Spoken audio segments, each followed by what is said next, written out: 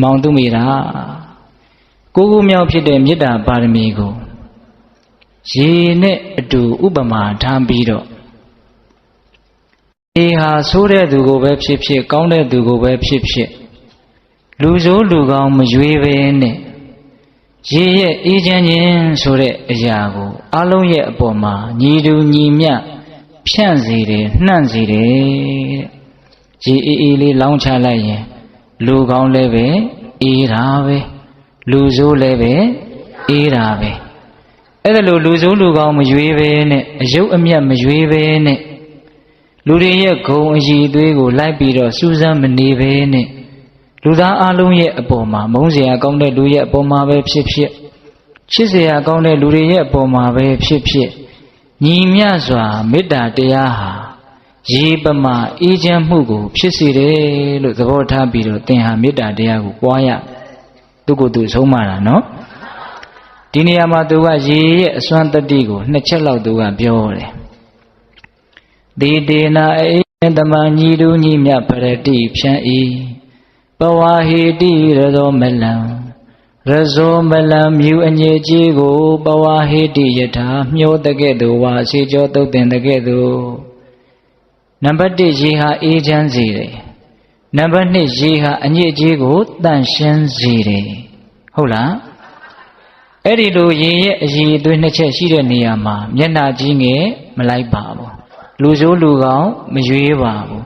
သုံးဆွဲတဲ့ပုဂ္ဂိုလ်တိုင်းကိုအေးချမ်းစေတယ်အငြိအကျေးကိုတန့်ရှင်းစေတယ်အဲ့ဒါလိုပဲတဲ့ကိုယ့်ရဲ့အကျိုးစီးပွားကိုလိုလားတဲ့ပုဂ္ဂိုလ်တွေရဲ့အပေါ်မှာပဲဖြစ်ဖြစ်ကိုယ့်ရဲ့အကျိုးစီးပွားကိုမလိုလားကြတဲ့ကိုယ့်ရန်သူတွေရဲ့အပေါ်မှာပဲဖြစ်ဖြစ်အကျိုးစီးပွားရှိသူမရှိသူမခွဲကြဘဲနဲ့အလုံးရဲ့ပေါ်မှာတူမျှတဲ့မေတ္တာတရားထားနိုင်အောင်သင်ကျင့်သုံးမယ်ဆိုလို့ရှိရင်ဘုရားရှင်စစ်ဧကံဖြစ်ပါလိမ့်မယ်လို့အင်မတန်ကောင်းတဲ့ဥပမာလေးနော်ဒကာကြီးဒီမိုင်းများသောအားဖြင့်ဒကာဓမ္မတို့ဦးဇင်းတို့ရဲ့စိတ်ဟာမေတ္တာထားပြီဆိုလို့ရှိရင်မေတ္တာထားเสียကောင်းတဲ့လူတွေရဲ့အပေါ်မှာပဲရွေးပြီးတော့မေတ္တာကထားတာမေတ္တာထားเสียသိမကောင်းဘူးဆိုလို့ရှိရင်မေတ္တာကလွယ်လွယ်ကူကူဖြစ်မလာဘူးမေတ္တာနဲ့သူ့ကိုတန်တယ်လို့မထင်ဘူးနဲ့တူပါရဲ့ဟုတ်လားဒါကြောင့်လေဒကာဓမ္မတို့ဦးဇင်းတို့တွေဟာအင်မတန်မြင့်မြတ်တယ်ဆိုတဲ့စိတ်ရင်းတွေကိုမပါကြသေးတာပေါ့ဟုတ်လားမေတ္တာပါရမီကိုအထုထိပ်ရောက်အောင်ပွားများခြင်းကြတဲ့ပုဂ္ဂိုလ်တွေကြတော့ရေဟာလူဆိုးလူကောင်းမရွေးအေးချမ်းသေးသလိုအငြိအကျေးကိုဆေးကြောပေးသလို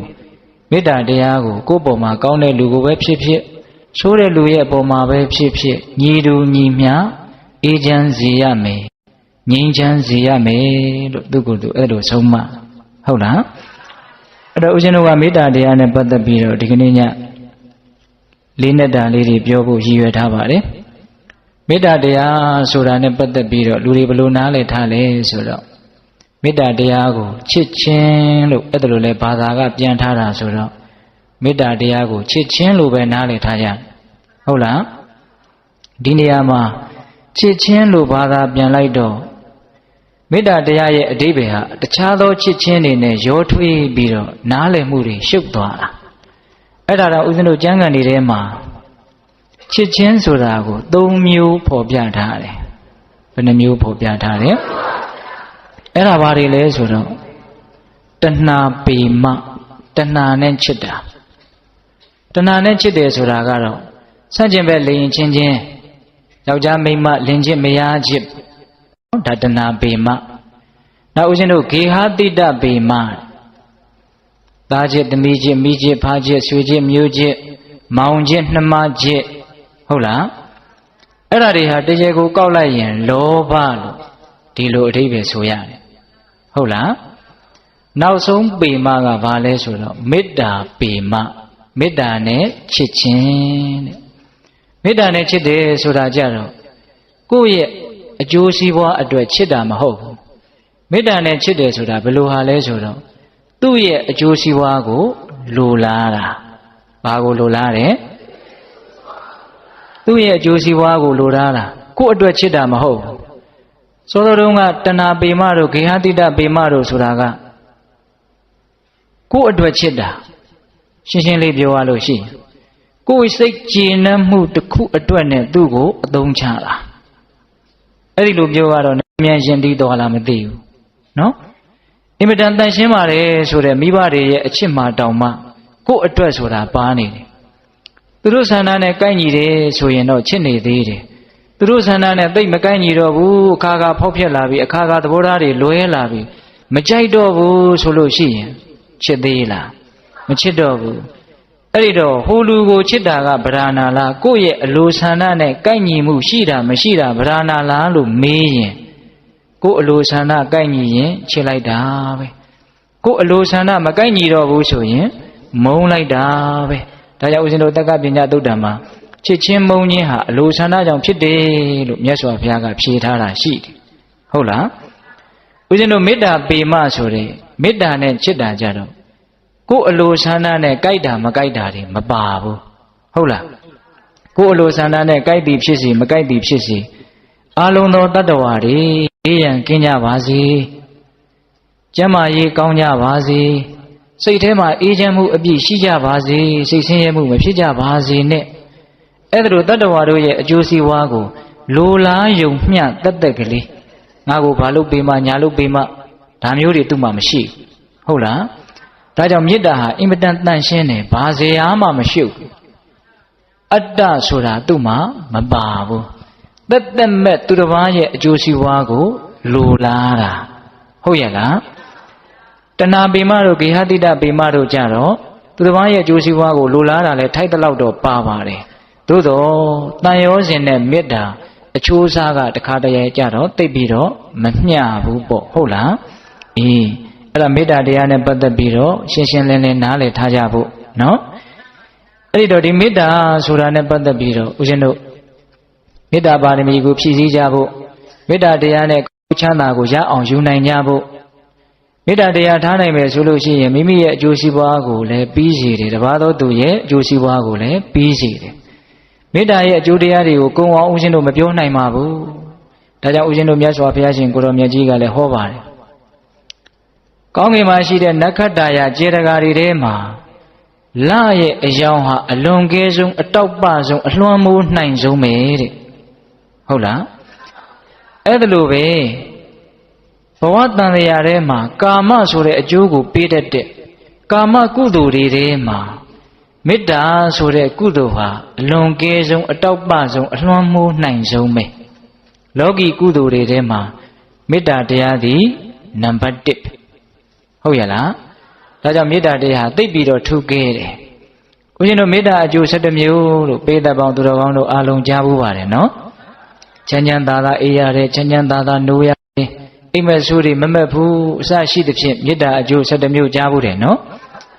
အဲ့ဒီမေတ္တာအကျိုး17မျိုးလုံးကိုဒီကနေ့ဦးဇင်းတို့ကိုအောင်မပြောပါဘူးနောက်ပိုင်းမှာမေတ္တာနဲ့ပတ်သက်ပြီးတော့အင်မတန်မှတ်သားစရာကောင်းတဲ့သုတ်တန်တစ်ခုပြောလက်တန်ဖြစ်တဲ့အတွက်ကြောင့်မေတ္တာတရားရဲ့အကျိုးတွေကလူချင်းစရာအကောင်းဆုံးလူတိုင်းလည်းသိပြီးတော့ရခြင်းတဲ့အကျိုးတရားတစ်ခုအဲ့ဒါကဘာလဲဆိုတော့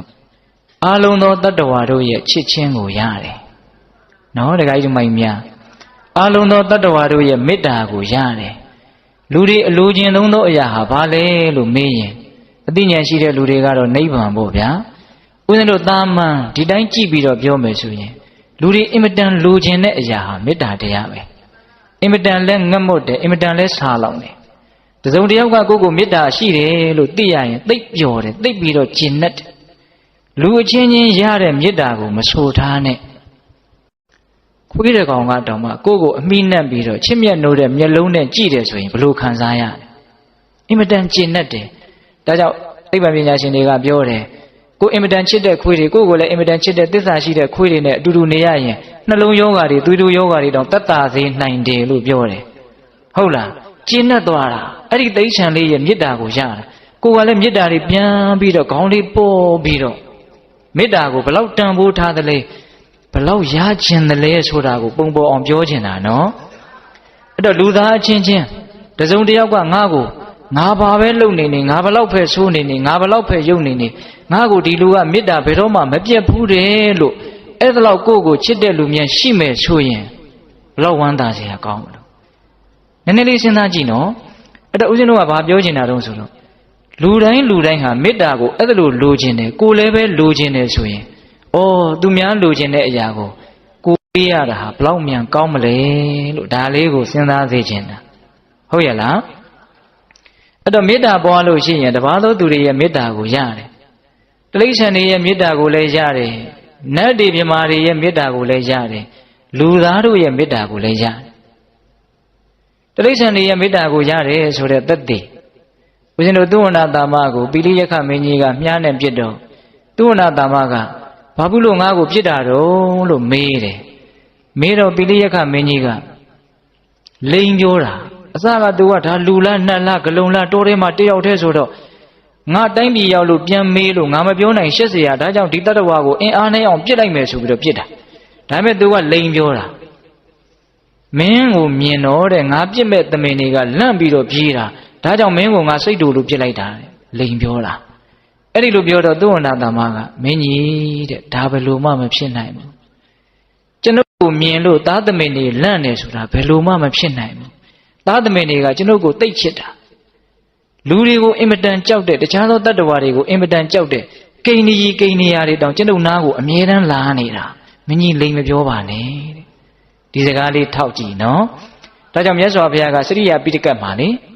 ရှင်သာရိပုတ္တရာကိုဟောတယ်ငါသုဝဏတာမဖြစ်တုန်းကမေတ္တာတရားကိုငါအများကြီးပွားတာတဲ့အဲ့ဒါတိရစ္ဆာန်တွေကလည်းငါ့ကိုမကြောက်ဘူးငါကလည်းတိရစ္ဆာန်တွေကိုမကြောက်ဘူးတဲ့တယောက်ကြောက်တယ်ဆိုတဲ့ခံစားချက်မရှိဘဲနဲ့ပေါ့ပါချမ်းသာသာလွတ်လပ်နေရတာသိကောင်းတာပဲတယောက်စိုးရိမ်နေရတယ်ကြောက်နေရတယ်ဆိုဟမ်မရဘူးတခါကြီးမိုင်းမြကြားရချင်းသေးတယ်ဆိုရင်လူတွေကြောက်เสียရဒါပေမဲ့သုဝဏတာမမကြောက်ဘူးသမင်လေးတွေကဆိုရင်တော့လူကိုကြောက်မှာပေါ့သို့တော့သုဝဏတာမကိုအဲ့ဒီအကောင်လေးတွေကယုံလေးတွေကမကြောက်ဘူးကိုကလည်းသူ့ကိုမကြောက်ဘူးတပါးသောသူကလည်းကိုကိုကြောက်နေရင်လည်းဒါလည်းမကောင်းဒါကြောင့်ကိုကလည်းဘယ်သူကိုမှမကြောက်ပါရစေနဲ့ကိုကိုလည်းဘယ်သူမှမကြောက်ကြပါနဲ့မကောင်းဘူးလားအဲ့ဒါလိုမျိုးဖြစ်ချင်မေတ္တာတရားကိုပွားရမယ်တတိယဆန်ရဲ့မေတ္တာကိုရတယ်ဆိုတဲ့သက်သေနောက်နတ်တွေရဲ့မေတ္တာကိုရတယ်ဆိုတာကြတော့ဦးဇင်းတို့တေဟိုကျွန်းတုံးကတေဟိုကျွန်းသာသနာဝင်မှာဝိတာခမထေဆိုတာရှိတယ်အကျဉ်းမြင့်လေးပဲပြောမယ်အဲ့ဒါကူကြီးကူထဲမှာတရားအထုတ်ပြီးတော့အထူးသဖြင့်မေတ္တာတရားပွားများပြီးတော့နေတာအဲ့ဒါသူကတဏှာကို၄လပဲနေတာ၄လပြည့်ရင်တဏှာပြောင်းတာအဲ့ဒါ၄လပြည့်ပြီဆိုတော့သပိတ်သင်္ကန်းလေးယူပြီးတော့ဂူထဲကထွက်ခွာမယ်လို့တော့ဂူဘဝမှာရှိတဲ့မြာစိမ့်ပင်စောင့်တဲ့နတ်သမီးကငိုတယ်တဲ့ဟာငိုနေတာမစိုးတော့တပည့်တော်မှပါဘာဖြစ်လို့ငိုတော့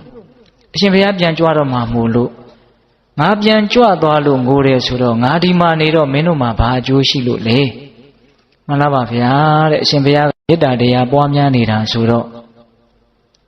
အရှင်ဘုရားဒီမှာရှိနေသမျှကာလပတ်လုံးအရှင်ဘုရားရဲ့မေတ္တာတွေရိုက်ခတ်ပြီးတော့ဘုရားတပည့်တော်တို့နတ်ပြည်မှာရှိတဲ့နတ်တွေဘလူတွေဟာအင်မတန်မေတ္တာတရားနဲ့အေးချမ်းတယ်အရှင်ဘုရားပြန်ကြွသွားမယ်ဆိုတော့အားလုံးဟာယံတွေဒေါသတွေနဲ့ခိုက်ရန်တွေဖြစ်ပြီးတော့စူကြပူကြအောင်တော့မှာပဲဗျာတဲ့ဒါကြောင့်ဝမ်းနေလို့ငိုတာ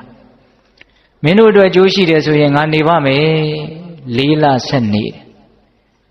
ထွက်ခွာတော့မယ်လှုပ်တယ်ငိုပြန်တယ်နောက်အဲ့ဒီကူထဲမှာပဲယဟန္တာဖြစ်ပြီးတော့အဲ့ဒီမှာပဲပြိဋိဘံဆံရတယ်နတ်တွေရဲ့ချစ်မြတ်နိုးမှုကိုရတာဟုတ်လားနောက်လူတွေရဲ့ချစ်မြတ်နိုးမှုကိုရတယ်တဲ့ဦးဇင်းတို့မြတ်စွာဘုရားလက်ထက်ကရောဇမန္လာမင်းသားဆိုတာရှိတယ်မြတ်စွာဘုရားရဲ့ညီတော်အာနန္ဒာရဲ့တငယ်ချင်းအဲ့ဒါဒီနေ့အကြောင်းတော်ရောက်လာတဲ့သူကအာနန္ဒာကဝမ်းသာတယ်တငယ်ချင်းအကြောင်းရောက်လာတယ်ဟန်ရတယ်ယတနာမြတ်သုံးပါးကိုကြည်ညိုလို့တပည့်တော်ရောက်လာတာမဟုတ်ဘူးတဲ့ဘုရားလာမဖူးရင်ဓာတ်ရိုက်မှဆိုလို့တပည့်တော်လာရတာတဲ့အဲ့ဒီလိုပြောတော့ရှင်အာနန္ဒာလုံးဝစိတ်မကောင်းဘူးမြတ်စွာဘုရားဒီအမြန်သွားတယ်မြတ်စွာဘုရားတပည့်တော်ရဲ့တငယ်ချင်းကြီးအဲ့ဒါလိုပြောတယ်ဖေရဒါကြောင့်မလို့ရောဇကိုယဉ်ကျေးအောင်အရှင်ဘုရားဆုံးမပါအဲ့ဒီတော့မြတ်စွာဘုရားကရောဇကိုယဉ်ကျေးဖို့အတွက်ငါမှဘာအခက်ခဲမှမရှိပါဘူးတဲ့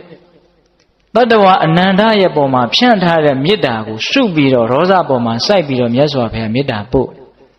ရောဇဘလို့ဖြစ်တယ်ထင်တော့မအေးပြောက်သွားတယ်နွားမကြီးပြောက်သွားတယ်နွားငယ်ပေါက်စလေးလို့တပဲပဲអော်ပြီးတော့မအေးလိုက်ရှာနေတဲ့နွားငယ်ပေါက်စလေးလို့ကျောင်းထဲမှာအရှင်ဘုရားတို့မြတ်စွာဘုရားဘယ်မှာလဲမြတ်စွာဘုရားဘယ်မှာလဲလိုက်မေးတာ မတွေ့ရရင်နေကိုမနေနိုင်ဘူးနော်အဲ့ဒီမှာမြတ်စွာဘုရားလည်းတွေ့ရောတရားတရားနဲ့ချင်းကပ်လာတာနော်အဲ့ဒီမှာမြတ်စွာဘုရားဟောတဲ့တရားနာသောတာပန်ဖြစ်လို့ဒုက္ခရဲ့အဆုံးကိုပြုရဒီတော့ပိဋကပေါင်းသူတော်ကောင်းတို့ကိုဦးဇင်းတို့သိသိချင်တာကမေတ္တာအကျိုး7မျိုးအားလုံးမပြောပါဘူးလူတိုင်းသိပြီးတော့မျက်နှိုးတဲ့လူချစ်လူခင်များခြင်းဆိုတဲ့အကျိုးတရားလေးဟုတ်ရဲ့လားတိရစ္ဆာန်တွေကလည်းချစ်တယ်နတ်တွေပြမာတွေကလည်းချစ်တယ်လူတွေကလည်းချစ်တယ်ကောင်းတယ်နော်တခါကြီးမိုင်းများအေးဒါကြောင့်မေတ္တာတရားနဲ့ပတ်သက်ပြီးတော့အကျိုးတရားတွေအများကြီးဦးဇင်းတို့ကုံအောင်မပြောတော့ဘူးအလုံးလည်းသိကြားဘူးနာဝရှိနေတယ်ဟုတ်လားအဲ့ဒီတော့မေတ္တာကိုမြတ်စွာဘုရားဘလောက်အလေးထားတယ်လဲဘလောက်ဖြစ်စေခြင်းတယ်လဲတနည်းအားဖြင့်ဒေါသဖြစ်ခြင်းရဲ့အပြစ်ဒေါသဖြစ်ခြင်းရဲ့မကောင်းဆိုးဝါးဖြစ်မှုကြီးကိုဘလောက်ဆက်ဆုပ်တယ်လဲဆိုတာလေးနဲ့ပတ်သက်ပြီးတော့တတ္တဝါတွေရဲ့တဏ္ဍာမှာဒေါသဖြစ်လို့ရှိရင်ဘလောက်အကျိုးနည်းလိမ့်မယ်လို့မြတ်စွာဘုရားမြင်တယ်မေတ္တာဖြစ်ရင်ဘလောက်အကျိုးကြီးလိမ့်မယ်လို့မြတ်စွာဘုရားမြင်တယ်ဒါကြောင့်မေတ္တာတရားနဲ့ပတ်သက်ပြီးတော့အင်မတန်အသားပေးထားတဲ့သုတ်တန်တစ်ခုရှိတယ်ဦးဇင်းတို့မေဇိမနိကေမူလပါဏာတပါဠိတော်မှာလာတယ်ကကစုပမသုတ်တံလို့ခေါ်တယ်ကကစုပမဆိုတာလွှတ်သွားနဲ့ဥပမာပြုတ်ပြီးတော့ဟောတဲ့တရားပေါ့ဒါကိုဦးဇင်းကအစာတုန်းကတော့ဒီသုတ်တံတထုံးတစ်ဖွဲ့အနေနဲ့တညတတ်တဟောမလို့အခုမအောင်နိုင်တော့ဘူးမေတ္တာနဲ့ပတ်သက်ပြီးတော့ငါဒါပြောမှဖြစ်မယ်ဆိုပြီးတော့ဟုတ်လားတခါကြီးမိုင်းများအဲ့ဒီသုတ်တံကိုဦးဇင်းတို့အသေးစိတ်ပြောလို့ရှိရင်ဥပိ္ပခာပါရမီအတွက်အချိန်ရှိမှာမဟုတ်ဘူးဒါကြောင့်ဦးဇင်းတို့စုံယုံကလေးစကားကိုနှစ်ခါမထက်စေပဲနဲ့မြန်မြန်ကလေးပြောသွားမယ်တမာတိကြီးကြီးနဲ့မှီအောင်လိုက်ပြီးတော့နားထောင်ဟုတ်လားဒီသုတ်တံကိုမြတ်စွာဘုရားဘာကြောင့်ဟောတော့ဆိုတော့မြတ်စွာဘုရားလက်ထက်ကမောလိယဖက္ကုဏဆိုတဲ့ယဟန်တစ်ပါးရှိတယ်အဲ့ဒီမောလိယဖက္ကုဏရဲ့အကြောင်းကိုယဟန်တော်တွေကမြတ်စွာဘုရားကိုလာလျှောက်တယ်အရှင်ဘုရားတဲ့အဲ့ဒီမောလိယဖက္ကုဏဆိုတဲ့ယဟန်ဟာအတော်ဆိုးတယ်ဘာပြုလို့တော့သူဟာဘိက္ခုနီမတွေနဲ့အင်မတန်ရင်းနှီးတယ်ဗျာတဲ့ဘလောက်ရင်းနှီးလဲဆိုလို့ရှိရင်အဲ့ဒီဘိက္ခုနီမတွေမကောင်းတဲ့အကြောင်းကိုဒီပြင်လူတွေကပြောလို့ရှိရင်အဲ့ဒီမောလိယဖက္ကုဏကစိတ်ဆိုးတယ်စိတ်တိုတယ်အမျက်ထွက်တယ်သူစိတ်ထဲမှာမကြည်ဘူးဆိုတာကိုထင်ရှားပြတယ်ဖက္ကုဏမကောင်းတဲ့အကြောင်းကိုပြောရင်လည်းပဲဘိက္ခုနီမတွေကတကက်ဆက်ဆက်ထိမကန်ကြွက်ကြွက်ဆူတခါတည်းသူယဟန်တွေဘကပါတယ်တဲ့အဲ့ဒီလောက်ထိဘိက္ခုနီတွေနဲ့ယဉ်နေတယ်ခင်မင်တယ်ဗျာတယောက်တယောက်အထိမခံဘူးပေါ့အဲ့ဒီမှာမြတ်စွာဘုရားကဖက္ကုဏကိုသွားခေါ်ကြည့်ရောက်လာဟုတ်ရဲ့လားဒီတိုင်းဟုတ်ရဲ့လားလို့မေးတယ်မေးတော့မှန်လားပါဗျာမလိမ်ဘူးသူအမှန်တိုင်းပြောတယ်ပြောတော့မြတ်စွာဘုရားကจิตသားဖက္ကုဏတရားတရားနဲ့ယဟန်ပြုလာတဲ့ယဟန်တစ်ပါးအဲ့လိုဖြစ်တာလုံးဝမသိတော့ဘူးတဲ့ဒါကြောင့်မို့လို့တင့်ကိုငါပြောမယ်ဒီရှိတင့်ရဲ့ရှိမှာသင်အင်မတန်ခင်တဲ့ဘိက္ခုနီမတွေရဲ့မကောင်းကြောင်းကိုတပါးသောသူတွေကပြောမယ်ဆိုလို့ရှိရင်သင်ရဲ့စိတ်ထဲမှာဘယ်လိုဆောက်တည်ရမှာလဲဆိုတော့ငါစိတ်ဓာတ်မဖောက်ပြန်စေရဘူးဖောက်ပြန်တယ်ဆိုတာပင်ကိုယ်စိတ်ကလေးကနေဒေါသစိတ်ကိုပြောင်းသွားတာကိုဖောက်ပြန်တယ်ပြောတာဟုတ်လားငါစိတ်ဓာတ်မဖောက်ပြန်စေရဘူးယုံညံ့တဲ့စကားတွေငါရဲ့နှုတ်ကမထွက်စေရဘူး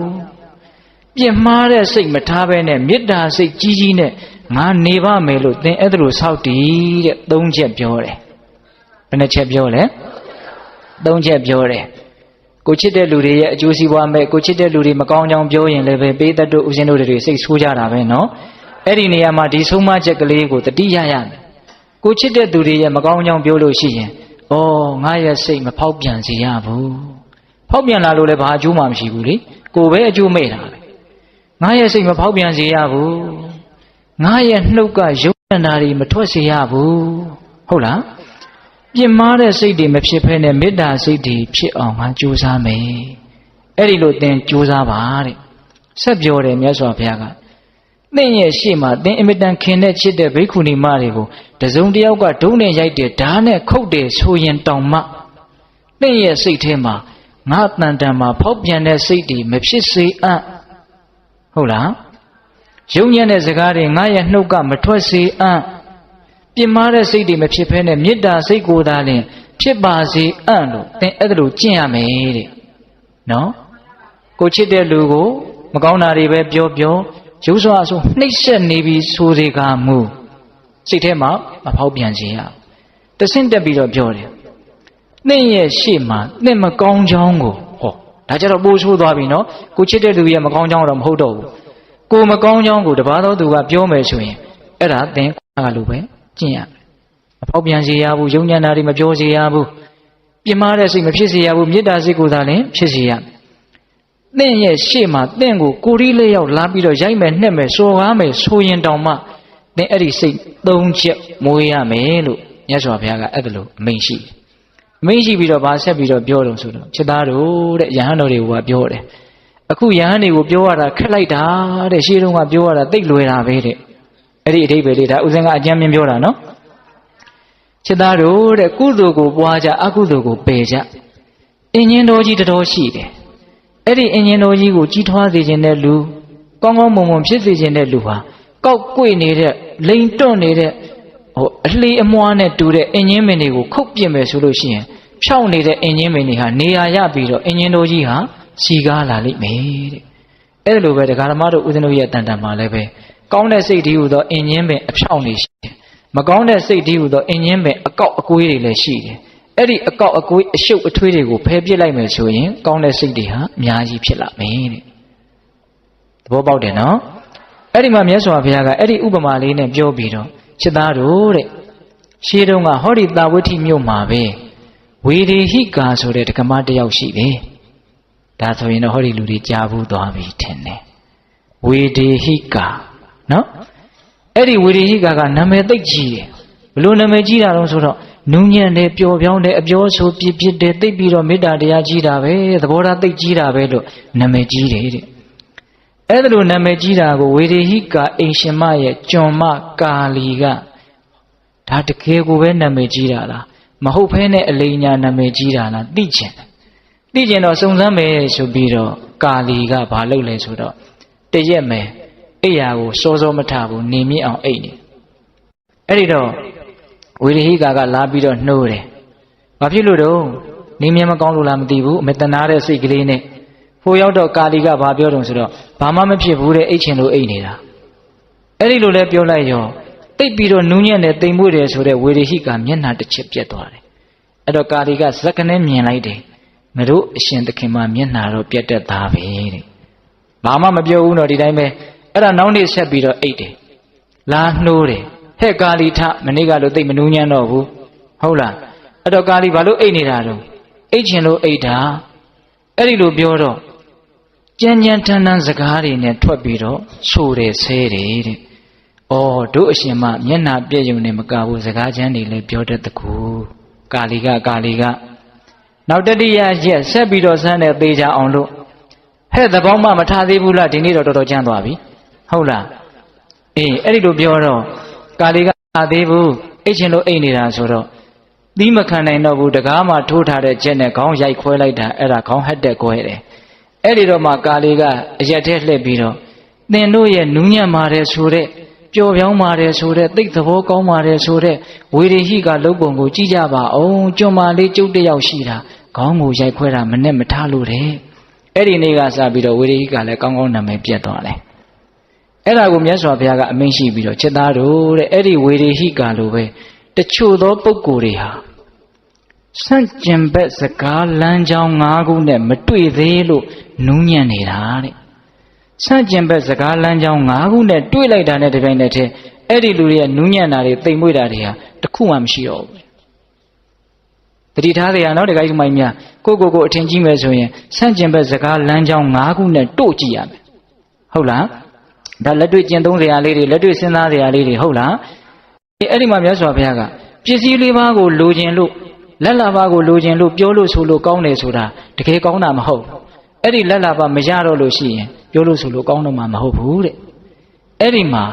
စကားလမ်းကြောင်း၅ခုဆိုတာဘာလဲဆိုတော့နံပါတ်1အခါကာလမသိမဲနဲ့ပြောခြင်းပြောမယ်ဆိုလိုတာကအချိန်အခါမဟုတ်ဘဲနဲ့ပြောဖို့မသိတဲ့အချိန်မှာလူကြားတဲ့သူကြားတဲ့ကိုယ်ကိုလာပြောခြင်းပြောမှာပဲလေ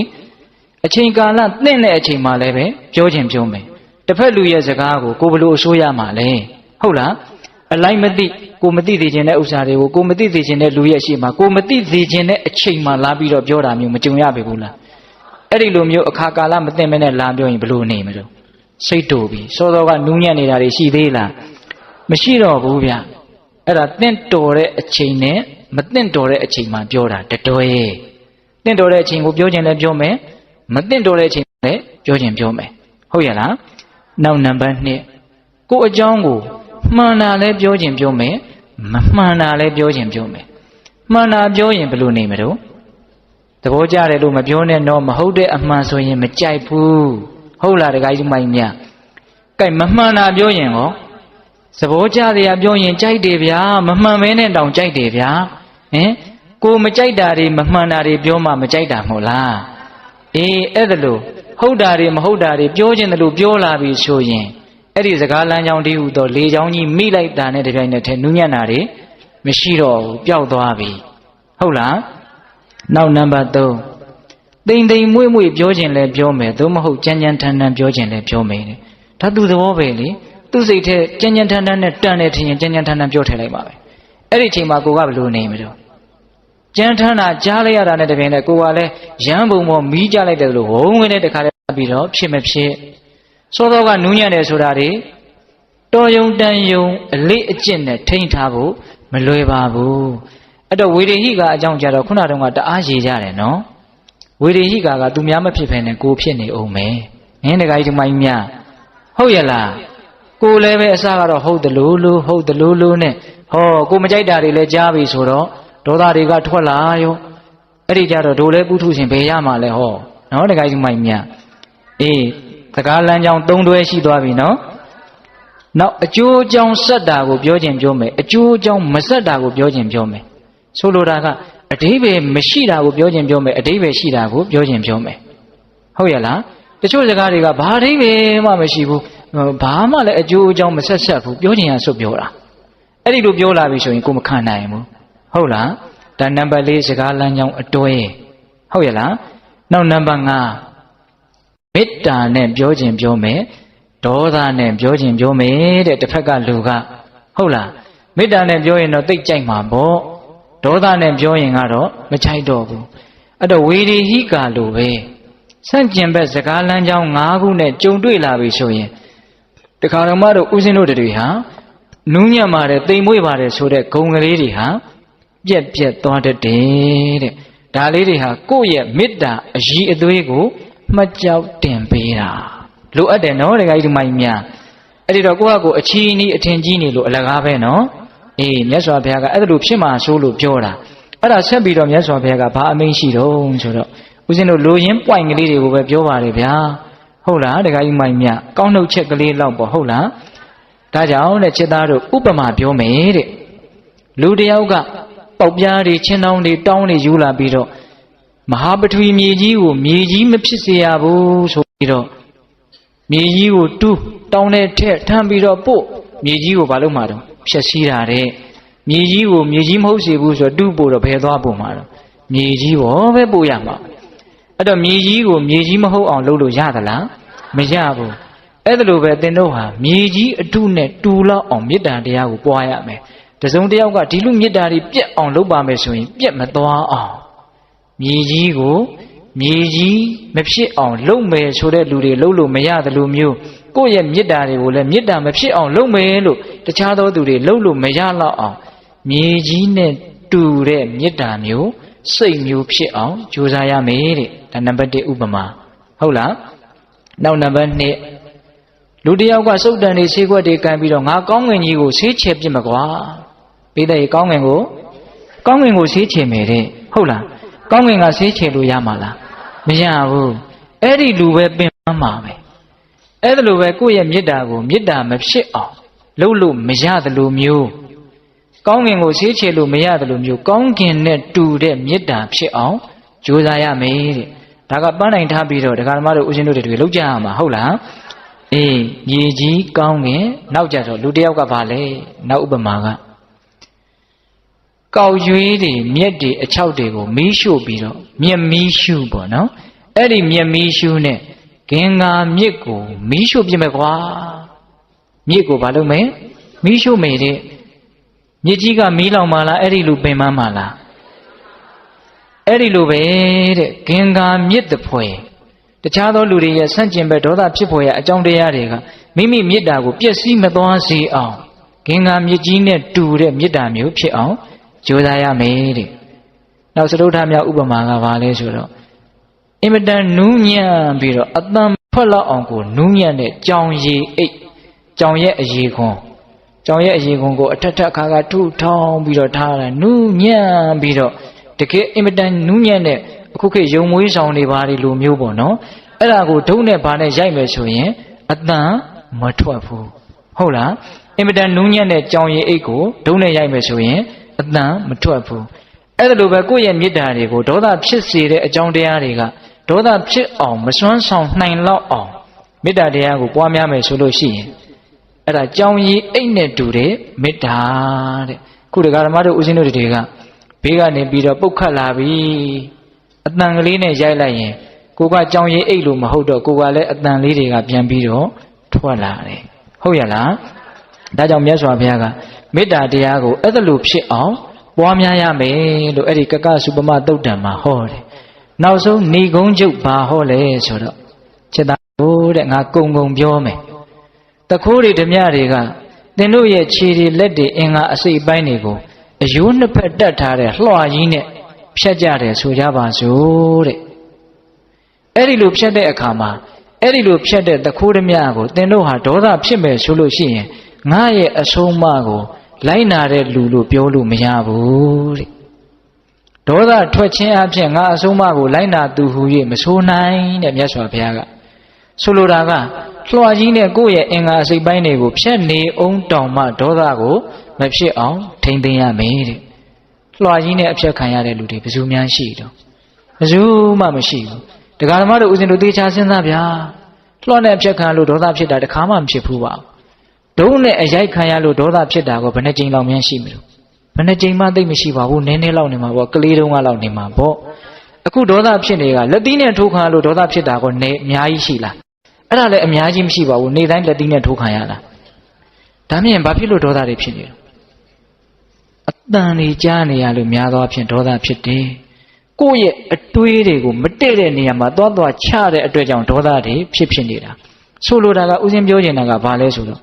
တီးခံဖို့ဘာမှမခဲရင်တဲ့အရာမှာဒေါသဖြစ်နေတာဒါလေးသဘောပေါက်เสียကောင်းတယ်နော်ဒီကိစ္စမိုင်းမြ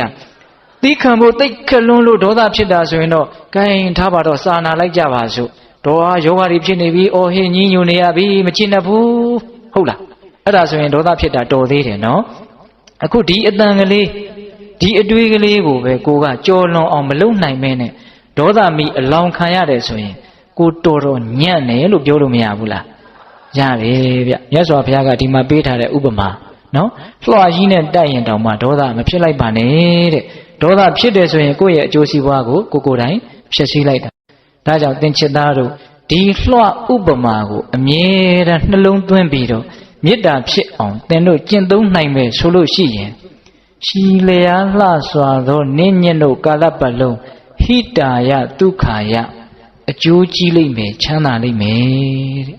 မြတ်စွာဘုရားတကယ်ချမ်းသာစေခြင်းလို့ပြောထားတာနော်မေတ္တာတရားကိုဒီလွှာဥပမာကိုနှလုံးသွင်းပြီးတော့ကြံတဲ့လောကရဏီဆိုတာဒီလွှာကြီးနဲ့ဖြတ်တာလောက်ကတော့မပန်းပါဘူးဗျာမကြမ်းထမ်းပါဘူးဗျာဟုတ်လားအဲ့တော့လွှာဥပမာကိုအဲ့ဒီရည်ရွယ်ချက်နဲ့ဒါပေးလိုက်တာကြံတဲ့လောကရဏီကြံတဲ့စကားသံတွေကြံတဲ့အတွေးတွေကြောင့်မိမိရဲ့စိတ်နှလုံးကိုဒေါသမီမလောင်ကျွမ်းစေရဘူးမေတ္တာရည်စဉ်ဖြင့်အေးချမ်းစေမယ်ဆိုလို့ရှိရင်အကြာကြီးအကျိုးရှိမယ်အကြာကြီးချမ်းသာမယ်တဲ့ဟုတ်ရလားဒါကြောင့်ဘေးသားပေါင်းသူတော်ကောင်းတို့ကိုဦးဇင်းတို့အဲ့ဒါကကစုပမသုတ်တံရဲ့အနှစ်ချုပ်ကလေးဟုတ်လားမေတ္တာတရားအဲ့ဒါလောက်မြတ်စွာဘုရားတန်ဖိုးထားတယ်မြတ်နိုးတယ်အရေးတကြီးပြောတယ်ဘာကြောင့်လဲမေတ္တာနည်းရင်ဒေါသတွေကြီးလာတတ်တယ်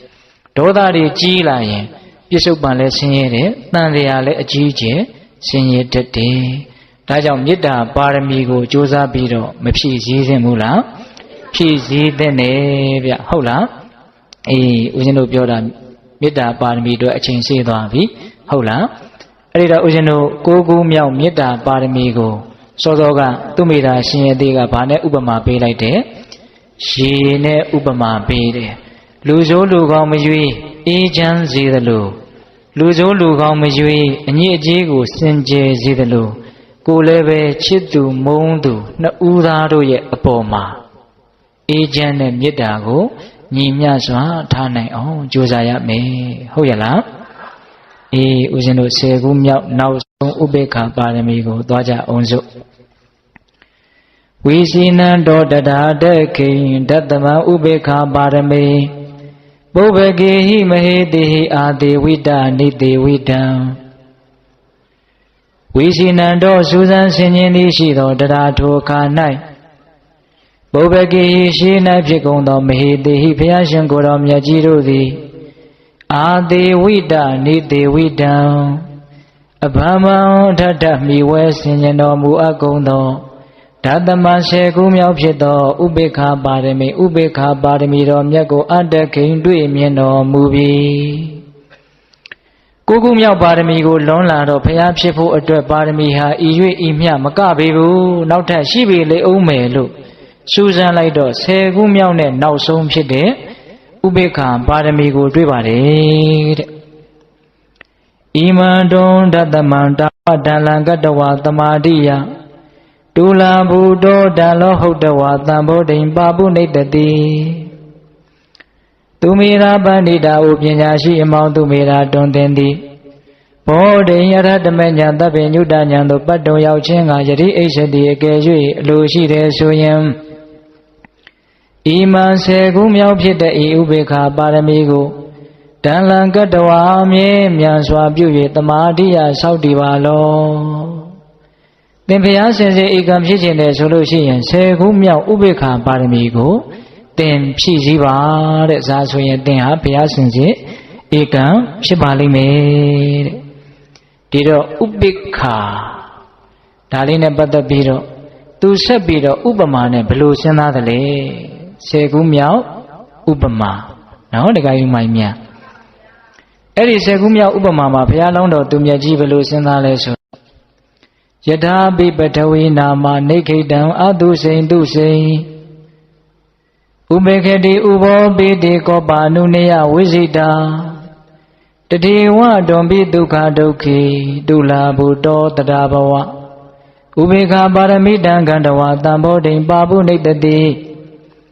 သူမေရာပန္တိတဩပညာရှိအမောင်သူမေရာယထာပိဥပမာအဖြင့်ငါပထဝီနာမမြေကြီးမြေသည်နေခိတံမိမိအပေါ်၌ဆွန့်ပစ်အပ်သောသူစိမ့်ပြီးစင်ကြယ်သောအရာတို့ကို၎င်းအာသူစိမ့်ပြီးမစင်ကြယ်သောအရာတို့ကို၎င်းဧတေဥဘောပိထိုနှမျိုးသောအရာတို့၌လေကောပါနုနေယဝိဇိတာခြေချင်းမုံခြင်းမှာကင်းသည်ဟုတ်တော်ဝါဖြစ်၍ဥပေက္ခတိယထာလျက်လျူရှုလေတကဲ့သို့တတိဝထိုအတူသာလျင်တွန်းပိတင်သူမေရာသည်လေဒုက္ခဒုက္ခိချမ်းသာခြင်းဆင်းရဲခြင်းတရားနှစ်ပါးတို့၌တုလာဘုဒ္ဓချိန်ခွင်တပွဲဘဝဖြစ်ပါလေလောဥပေက္ခပါရမီဥပေက္ခပါရမီတော်မြတ်ကို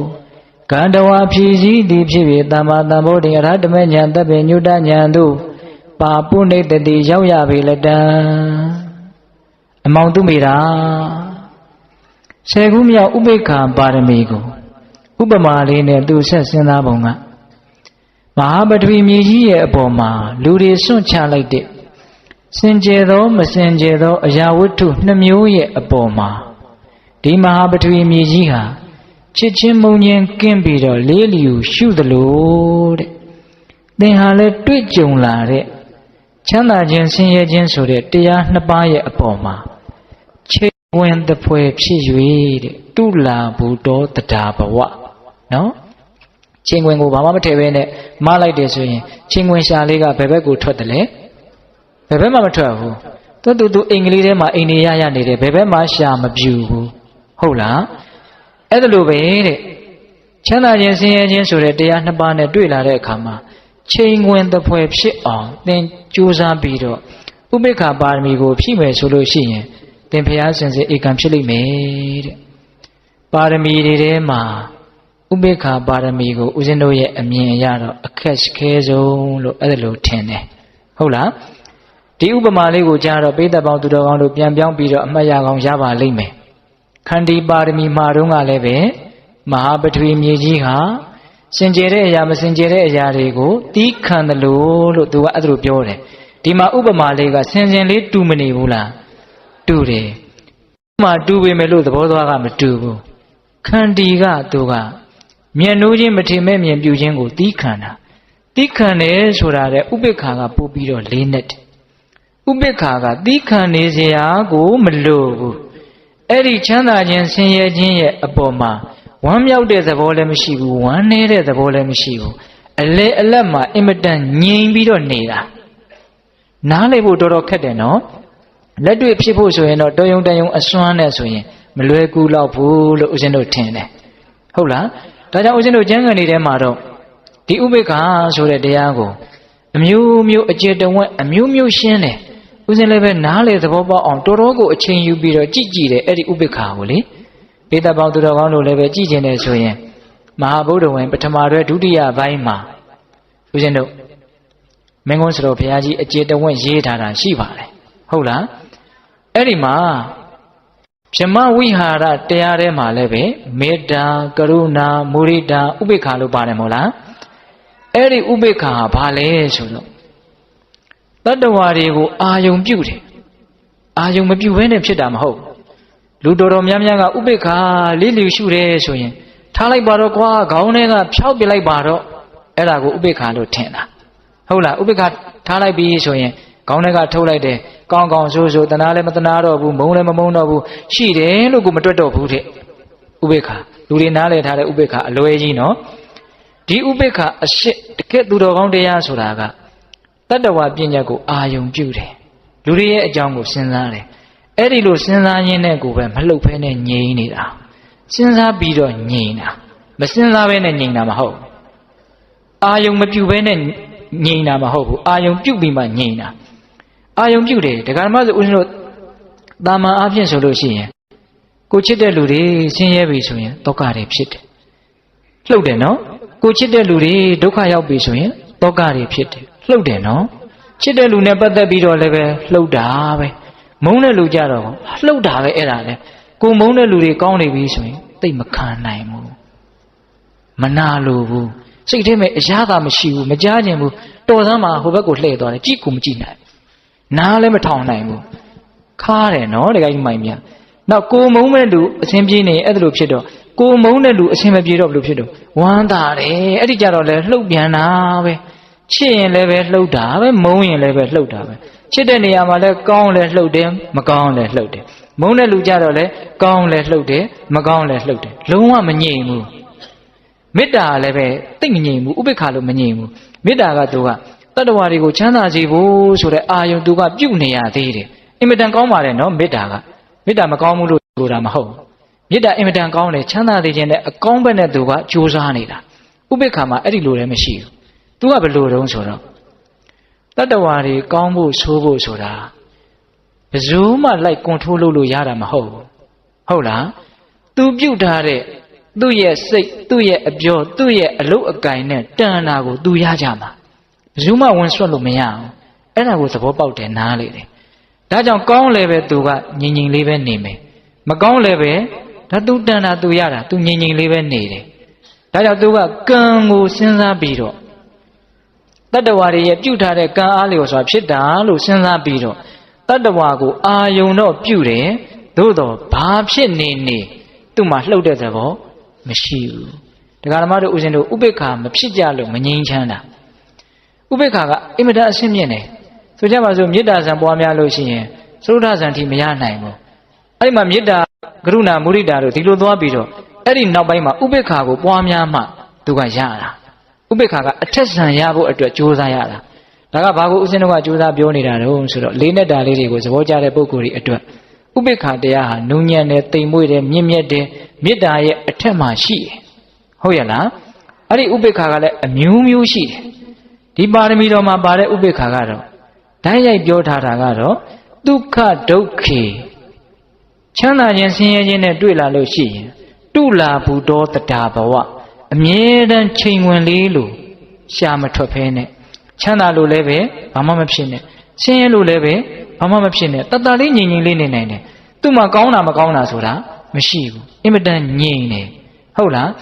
ဒါကိုလက်တွေ့နားလည်ဖို့ခံစားတတ်ဖို့ဆိုတာကတော့ပိဋကတ်တို့ရဲ့ဉာဏ်စွမ်းနဲ့ဝိရိယစွမ်းပေါ်မှာမူတည်လိမ့်မယ်ဟုတ်ရဲ့လား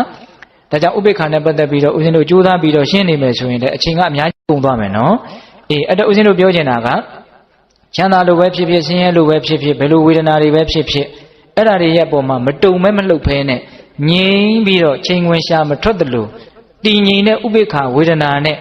ဝမ်းနေခြင်းလည်းမရှိဘူးဝမ်းသာခြင်းလည်းမရှိဘူးသိပ်ပြီးတော့ငြိမ်နေဟုတ်လား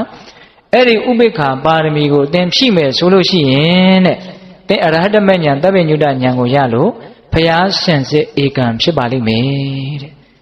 အဲ့ဒီတော့ဥပိ္ပခာပါရမီနဲ့ပတ်သက်ပြီးတော့ဦးဇင်းတို့ပေးသက်ပေါင်းသူတော်ကောင်းတို့တွေ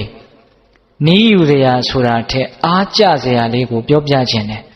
ဘာလို့နီးယူစရာကိုမပြောချင်တာတုံးဆိုတော့နီးယူကိုသိခက်ခဲတဲ့အတွက်ကြောင့်ဟုတ်လားဘယ်ဇတ်တော်ကိုပြောမှာတုံးဆိုတော့ဦးဇင်းတို့950မှာလောမဟန္တဇတ်ဆိုတာရှိတယ်ဟုတ်လားလောမဟန္တဆိုတာကဦးဇင်းတို့ကြက်သီးမွေးညင်းထခြင်းလို့ဆိုတယ်ဟုတ်လားတစုံတစ်ယောက်ကြောက်เสียကောင်းတယ်အံ့ဩเสียကောင်းတယ်ဆိုရင်ကြက်သီးထလာဟုတ်လားအဲ့ဒီဇတ်တော်မှာဘုရားလောင်းရဲ့ကျင့်သုံးခြင်းဟာကြားရတဲ့ပုဂ္ဂိုလ်တွေအတွက်ကြက်သီးမွေးညင်းထားရလောက်အောင်အံ့ဩเสียကောင်းလို့အဲ့ဒီဇတ်တော်ကိုလောမဟန္တဇတ်လို့ခေါ်တာဘုရားလောင်းရဲ့နာမည်လည်းမဟုတ်ပါဘူးဟုတ်လားအဲ့ဒီဇတ်တော်လေးကိုဦးဇင်းတို့အချင်းချုပ်ပြောပြမယ်နော်အဲ့ဒီဇတ်တော်မှာဦးဇင်းတို့ဘုရားလောင်းတော်ကြီးကအင်မတန်ချမ်းသာကြွယ်ဝတဲ့ကြွယ်မျိုးမှာဖြစ်တယ်ပညာဆုံးလို့အိမ်ပြန်လာတော့မိဘတွေကအိမ်ကိုအဲ့ဒီမှာမိဘတွေကွယ်လွန်နေဆာရောက်တော့သူကဒီကာမစည်းစိမ်တွေထဲမှာမပြောဘူးဉာဏ်ကလည်းအင်မတန်ကြီးတယ်အဲ့ဒီတော့သူစဉ်းစားတယ်ငါဒါတွေကိုစွန့်ပြီးတော့ယသိဝိရင်ကောင်းမလားမသိဘူးစဉ်းစားတယ်အဲ့ဒီလိုစဉ်းစားတော့သူကဘလို့အတွေးပေါက်လဲဆိုတော့ဒီလိုဓာရီစွန့်ပြီးတော့ငါယသိဝိရင်လူတွေကငါ့ကိုအထင်ကြီးကြမှာတဲ့ဓာရီကိုနိုင်တယ်နော်အေးချမ်းချမ်းနေနိုင်တယ်နော်လို့ငါ့ကိုအထင်ကြီးတဲ့စိတ်နဲ့မျက်နှိုးကြမယ်ပူဇော်ကြမယ်ဆိုရင်ငါအဲ့ဒါကြီးကိုမကြိုက်ပါဘူးတဲ့ဟောလာပုံကလေးကအဲ့ဒါလိုနော်တခါကြီးမိုင်းမြဒါကြောင့်ဘာလုပ်တုံးဆိုတော့ယသိမဝဲဘူးအဲ့ဒီပစ္စည်းတွေကိုလည်းဘယ်မှာမှလှူတယ်လို့လည်းမပြောတိုင်းပြစ်ထားခဲ့တာဗျာဒီတိုင်းပြစ်ထားခဲ့တာနော်ဒကာဓမ္မဆိုဦးဇင်းတို့တွေတခါတလေလှူတယ်ဆိုတာလေးကကိုယ့်ကိုတခါတလေနည်းနည်းလေးတော့ကျေးဇူးတင်ခံခြင်းတဲ့စိတ်လေးတော့ရှိနေသေးတာပဲနော်ဒါအပြစ်ပြောတာမဟုတ်ပါဘူးဟိုအကုသိုလ်ဆိုတဲ့ကိလေသာဆိုတဲ့တရားတွေဟာကောင်းတဲ့နေရာမှာတောင်လိုက်ပြီးတော့နှောက်ယှက်တတ်တဲ့သဘောလေးကိုဦးဇင်းကပြောပြတာပါဟုတ်လားဒါဦးဇင်းတို့လည်းမကင်းနိုင်ဘူးပေးတတ်တို့လည်းပဲကင်းနိုင်မယ်မထင်ပါဘူးဟုတ်လားအခုသူကတော့ဒီပစ္စည်းတွေကိုစွန့်တဲ့နေရာမှာဘာမှမပြောခဲ့ဘူးဒီတိုင်းပြစ်ထားခဲ့တာအဝတ်တစ်ထည်ကိုတစ်ခုနဲ့ထွက်လာတာဘာသင်္ကန်းမှလည်းမဝတ်ဘူးအဲ့ဒါတွေ့တဲ့နေရာမှာတွေ့သလိုတောင်းပြီးတော့စားတာအဲ့ဒီမှာသူကဘလို့အဋိဋ္ဌံတယ်လဲဆိုတော့ငါဟာတဲ့ငါအပေါ်မျက်နှိုးမှုပြုတဲ့အရာတွေမျက်နှိုးမှုပြုတဲ့လူတွေရဲ့အပေါ်မှာတော့၎င်းသို့မဟုတ်ငါကိုမထင်မဲ့မြင်ပြုပြီးတော့ငါကိုအထင်သေးကြတဲ့ပုဂ္ဂိုလ်တွေရဲ့အပေါ်မှာ၎င်းအဲ့ဒီနှမျိုးနှစားကွဲနေကြတဲ့လူတွေရဲ့အပေါ်မှာငါတူအောင်ဘယ်လောက်များထားနိုင်မလဲမသိဘူးလို့ငါကိုငါစမ်းကြည့်ခြင်းလိုက်တာတဲ့ဒါလေးသိလားကိုမျက်နှိုးတဲ့လူတွေတစုရှိတယ်ကိုမုန်းတီးတဲ့လူတွေတစုရှိတယ်အဲ့ဒီမျက်နှိုးတဲ့လူမုန်းတီးတဲ့လူနှစ်စုရဲ့အပေါ်မှာဘယ်အတိုင်းအတာထိတူအောင်ငါထားနိုင်မလဲဒါလေးကိုသူပါလဲစိတ်ဝင်စားတာအဲ့ဒါနဲ့သူဒီတိုင်းထွက်သွားတော့အဲ့ဒါလူတွေပေးတာကြွေးတာစားပြီးတော့တွေ့တဲ့တစ်ပင်အောက်ကိုအိတ်တယ်တနေရာကိုအကြာကြီးမနေဘူးတွေ့ရချေဥတရသွားတယ်ဒါပေမဲ့ညံအင်မတန်ထက်တယ်အဲ့ဒီစာထဲမှာဘယ်လိုပြောထားတယ်ဆိုတော့သူ့ကိုယ်သူစိတ်မရှိတဲ့လူလို့တဲ့အစိတ်မရှိတဲ့မွေလူပေါ့ဘာပြောလို့မှဘာမှပြန်မပြောတဲ့အင်မတန်ရိုးတဲ့တဲ့ဘေးကလူတွေကမြင်လို့ရှိရင်ဘာမှတုံ့ပြန်မှုမရှိတဲ့တကယ်ထိုင်းနေတဲ့လူတယောက်လို့ထင်အောင်လုပ်ထားတာဒါမှလူတွေကလည်းသူ့ကိုထင်တယ်လို့ဆက်ဆံတယ်အဲ့ဒီထင်တယ်လို့ဆက်ဆံတာတွေကို तू ဘလို့ခံစားသလဲသူ့ခံစားချက်ကလေးကိုဥပိ္ပခာဖြစ်အောင် तू စ조사မှာဟုတ်လား तू အဲ့လိုလုပ်နေတာကိုဘယ်သူမှမသိဘူးနော်အေးအဲ့ဒီလိုနဲ့ तू လာလိုက်တာ तू ဝတ်ခဲ့တဲ့အဝတ်ဒီအကုန်လုံးစုပ်ပြတ်သွားတယ်အဲ့ဒီတော့ तू ဘာလုပ်တုံဆိုတော့သူ့ရဲ့အဆက်ကိုလုံအောင်အဲ့ဒါတည့်ရွက်ဒီဘာတွေနဲ့အကုန်လုံးဝတ်ပြီးတော့ဒီလိုသွားနေတာပဲအဲ့ဒါမိုးဆွေးမွေးပတိုင်းမွေးတွေနဲ့ဥစဉ်ထင်ပါတယ်ဘေးကလူတွေကမြင်တော့အယူကြီးလို့ထင်ပါမယ် ဒါပေမဲ့သူကတော့မြင်လို့တဲ့လူအပေါ်မထင်မဲ့မြင်ပြုတဲ့လူတွေရဲ့အပေါ်မှာငါဘယ်လောက်တူအောင်ထားနိုင်မလဲဆိုတာပိဋကတို့အိမ်ရောက်ရင်နည်းနည်းစဉ်းစားကြည့်နော်အဲ့ဒါတကယ်မလွယ်တဲ့ကိစ္စဗျနော်တကယ်ကြီးမိုင်းမြမြင်လို့လိုက်လို့ရှင်ကိုကအိမ်ဒီကိုမရတော့ဘူးလူတယောက်ကကိုမြင်လို့တယ်နဲ့ကိုတောက်လျှောက်အိမ်ဒီတန်းပြက်တယ်အရန်နဲ့ကိုကလည်းပြီးတော့မှာဟုတ်လားအဲ့ဒီအချိန်မှာအဲ့ဒီလူကအဲ့ဒါကိုပြန်ရုပ်သိမ်းသွားရင်ဟာကျန်းနေပြန်ပြီတော်တော်ဆိုးတယ်နော်တကယ်ကြီးမိုင်းမြစဉ်းစားကြည့်နော်မျက်နှိုးတဲ့လူကိုကပြန်ပြီးတော့မျက်နှိုးရတဲ့ကိစ္စကလည်းတကယ်မလွယ်ဘူးသူကကိုရာသက်ပံကြီးမင်းကိုငါမျက်နှိုးရမလို့စာချုပ်ထားတာမှမဟုတ်ဘဲနဲ့သူစိတ်တိုင်းမကြတဲ့အချိန်သူခွာသွားမှာပဲသူခွာသွားတာနဲ့ကိုခံရပြီအစာတဲကစားကိုကအိန္ဒိယသွားပြက်တာကိုမင်းမျက်နှိုးတော့ငါအသာလေးနေမယ်ဆိုကိစ္စမရှိဘူးကဲဥပိ္ပခာရဲ့တန်ဖိုးနည်းနည်းတော့ပေါ်လာပြီလို့ထင်တာပဲနင်းတကယ်ကြီးမိုင်းမြကဲမုန်းတဲ့လူကကိုမထင်မဲ့မြင်ပြုရင်တော့အဲ့ဒါကတော့တောက်လျှောက်ကိုဆင်းရဲတော့တာဗျာအဲ့ဒါကတော့အခုကိုမရချင်ဘူးဟုတ်လားအဲ့ဒီတော့ဒကာဓမ္မတို့ဦးဇင်းတို့တွေဥပိ္ပခာရဲ့တန်ဖိုးကိုနားလည်ပြီးတော့တက်နိုင်တဲ့မြမလှုပ်ဖို့ကြိုးစားရမယ်ကိုယ့်ဘောဘလောက်ကောင်းအတိမတ်မပြုဘူးလို့ဆိုလို့တာမဟုတ်ဘူးနော်ကိုယ့်ရဲ့စိတ်ထဲကဒါကြီးကိုကောင်းလိုက်တာလို့ချမ်းသာတဲ့စိတ်နဲ့မြင်လို့တဲ့စိတ်နဲ့မခံစားမိစေဖို့ဒါကိုပြောတာလွယ်လို့ပြောနေတာမဟုတ်ဘူးခက်လို့ပြောနေတာဟုတ်လားတကယ်ကြီးမိုင်းမြတော်မလွယ်ပါဘူးဗျလူတွေကချစ်စရာကောင်းရင်မြန်ချစ်လိုက်တာပဲမုန်းစရာကောင်းရင်မြန်မုန်းလိုက်တာပဲအဲ့ဒီချစ်ချင်းမုန်းချင်းနှစ်ပါးနဲ့လူတွေဟာပြာခတ်ပြီးတော့အလုပ်တွေရှုပ်နေတယ်လို့ထင်တာပဲတခါကြီးမိုင်မြဟုတ်လားအဲ့ဒါဟုတ်တယ်ဗျအချိန်တိုင်းချစ်သူအတွက်လုပ်ရတယ်မုန်းသူအတွက်လုပ်ရတယ်ချစ်သူထဲမှာကိုယ်လည်းပါတယ်တခါတလေကျတော့မုန်းသူထဲမှာတောင်ကိုပါခြင်းပါနေတယ်တခါကြီးမိုင်မြတပည့်တော်တိတ်မုန်းတာပဲလို့ပြောတဲ့လူတွေရှိတယ်တခါကြီးမိုင်မြဘာလို့မုန်းတာတော့ကိုမကြိုက်တာကိုလှုပ်လို့မုန်းတာပေါ့ကိုကြိုက်တာကြီးကိုလုံနေတယ်လို့မထင်နဲ့နော်တခါလေကိုမကြိုက်တာတွေကိုလုံနေတာခိုင်းထားပါတော့အဲ့တော့ဥပိ္ပခာဖြစ်ဖို့အင်မတန်ခဲရင်နဲ့ဖြစ်ရင်အင်မတန်အကျိုးကြီးတယ်ခုဘုရားလောင်းကြီးကတွေ့တယ်လို့ခန္ဓာကိုယ်အရှက်လုံယုံကလေးနဲ့ရှောက်သွားနေတာဘေးကမြင်ရင်တော့ဘယ်လိုထင်ပါလဲအယူကြီးလို့ထင်ပါပဲဒါပေမဲ့ဘုရားလောင်းတော်ကြီးကတော့အင်မတန်မြင့်မြတ်တဲ့ဥပိ္ပခာပါရမီကိုရင့်ကျက်အောင်ကြိုးစားနေတာသူကြိုးစားနေတာဘယ်သူမှမသိပါဘူးဟုတ်လားဒါဘုရားဖြစ်လာလို့သိကြရတာကိုအဲ့ဒီလိုနဲ့မြတ်စွာဘုရားရွာတရွာရောက်သွားတယ်တဲ့အဲ့ဒီရွာရောက်တော့သူအင်မတန်သဘောကျတယ်ဘာဖြစ်လို့လဲဆိုတော့အဲ့ဒီရွာကလူငယ်လေးတွေဟာအင်မတန်ဆိုးတယ်တဲ့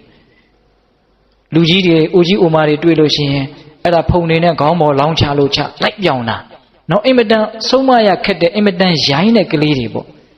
အဲ့ဒါကိုလည်းမြင်ရောဘုရားလောင်းကငါရဲ့ဥပိ္ပခာပါရမီကိုအထွတ်ထိပ်ရောက်အောင်ငါဒီရွာမှာကျင့်ကြည့်မယ်အဲ့လိုစဉ်းစားတာသူ့အတွက်အင်မတန်ကောင်းတဲ့စကြက်ကြီးတစ်ခုရတယ်လို့သတ်မှတ်တာနော်မြတ်စွာဘုရားအလောင်းတော်ကခုဒီကဓမ္မတို့ဦးဇင်းတို့တွေကအဲ့လိုမသတ်မှတ်နိုင်တာကခက်တယ်ဗျသိပြီးတော့သီးခံနိုင်ဖို့ခက်ခဲတဲ့အနေရာနဲ့တွေးလိုက်ရင်ဟာငါခန္တီပါရမီကြီးဖြည့်ဖို့အတွက်အခွင့်ကောင်းကြီးရပြီလို့အောက်မိသလားငါကန်ဆိုးလိုက်တာလို့အောက်မိသလားကန်ဆိုးလိုက်တာလို့အောက်မိတာငါကိုဒီလိုတွေဖြစ်နေတာလောကရန်ကငါအမြန်ဝိုင်းပြီးတော့ညိုးနေသလားမသိဘူးလို့စဉ်းစားတာတကယ်ကဘယ်လိုစဉ်းစားသင့်နော်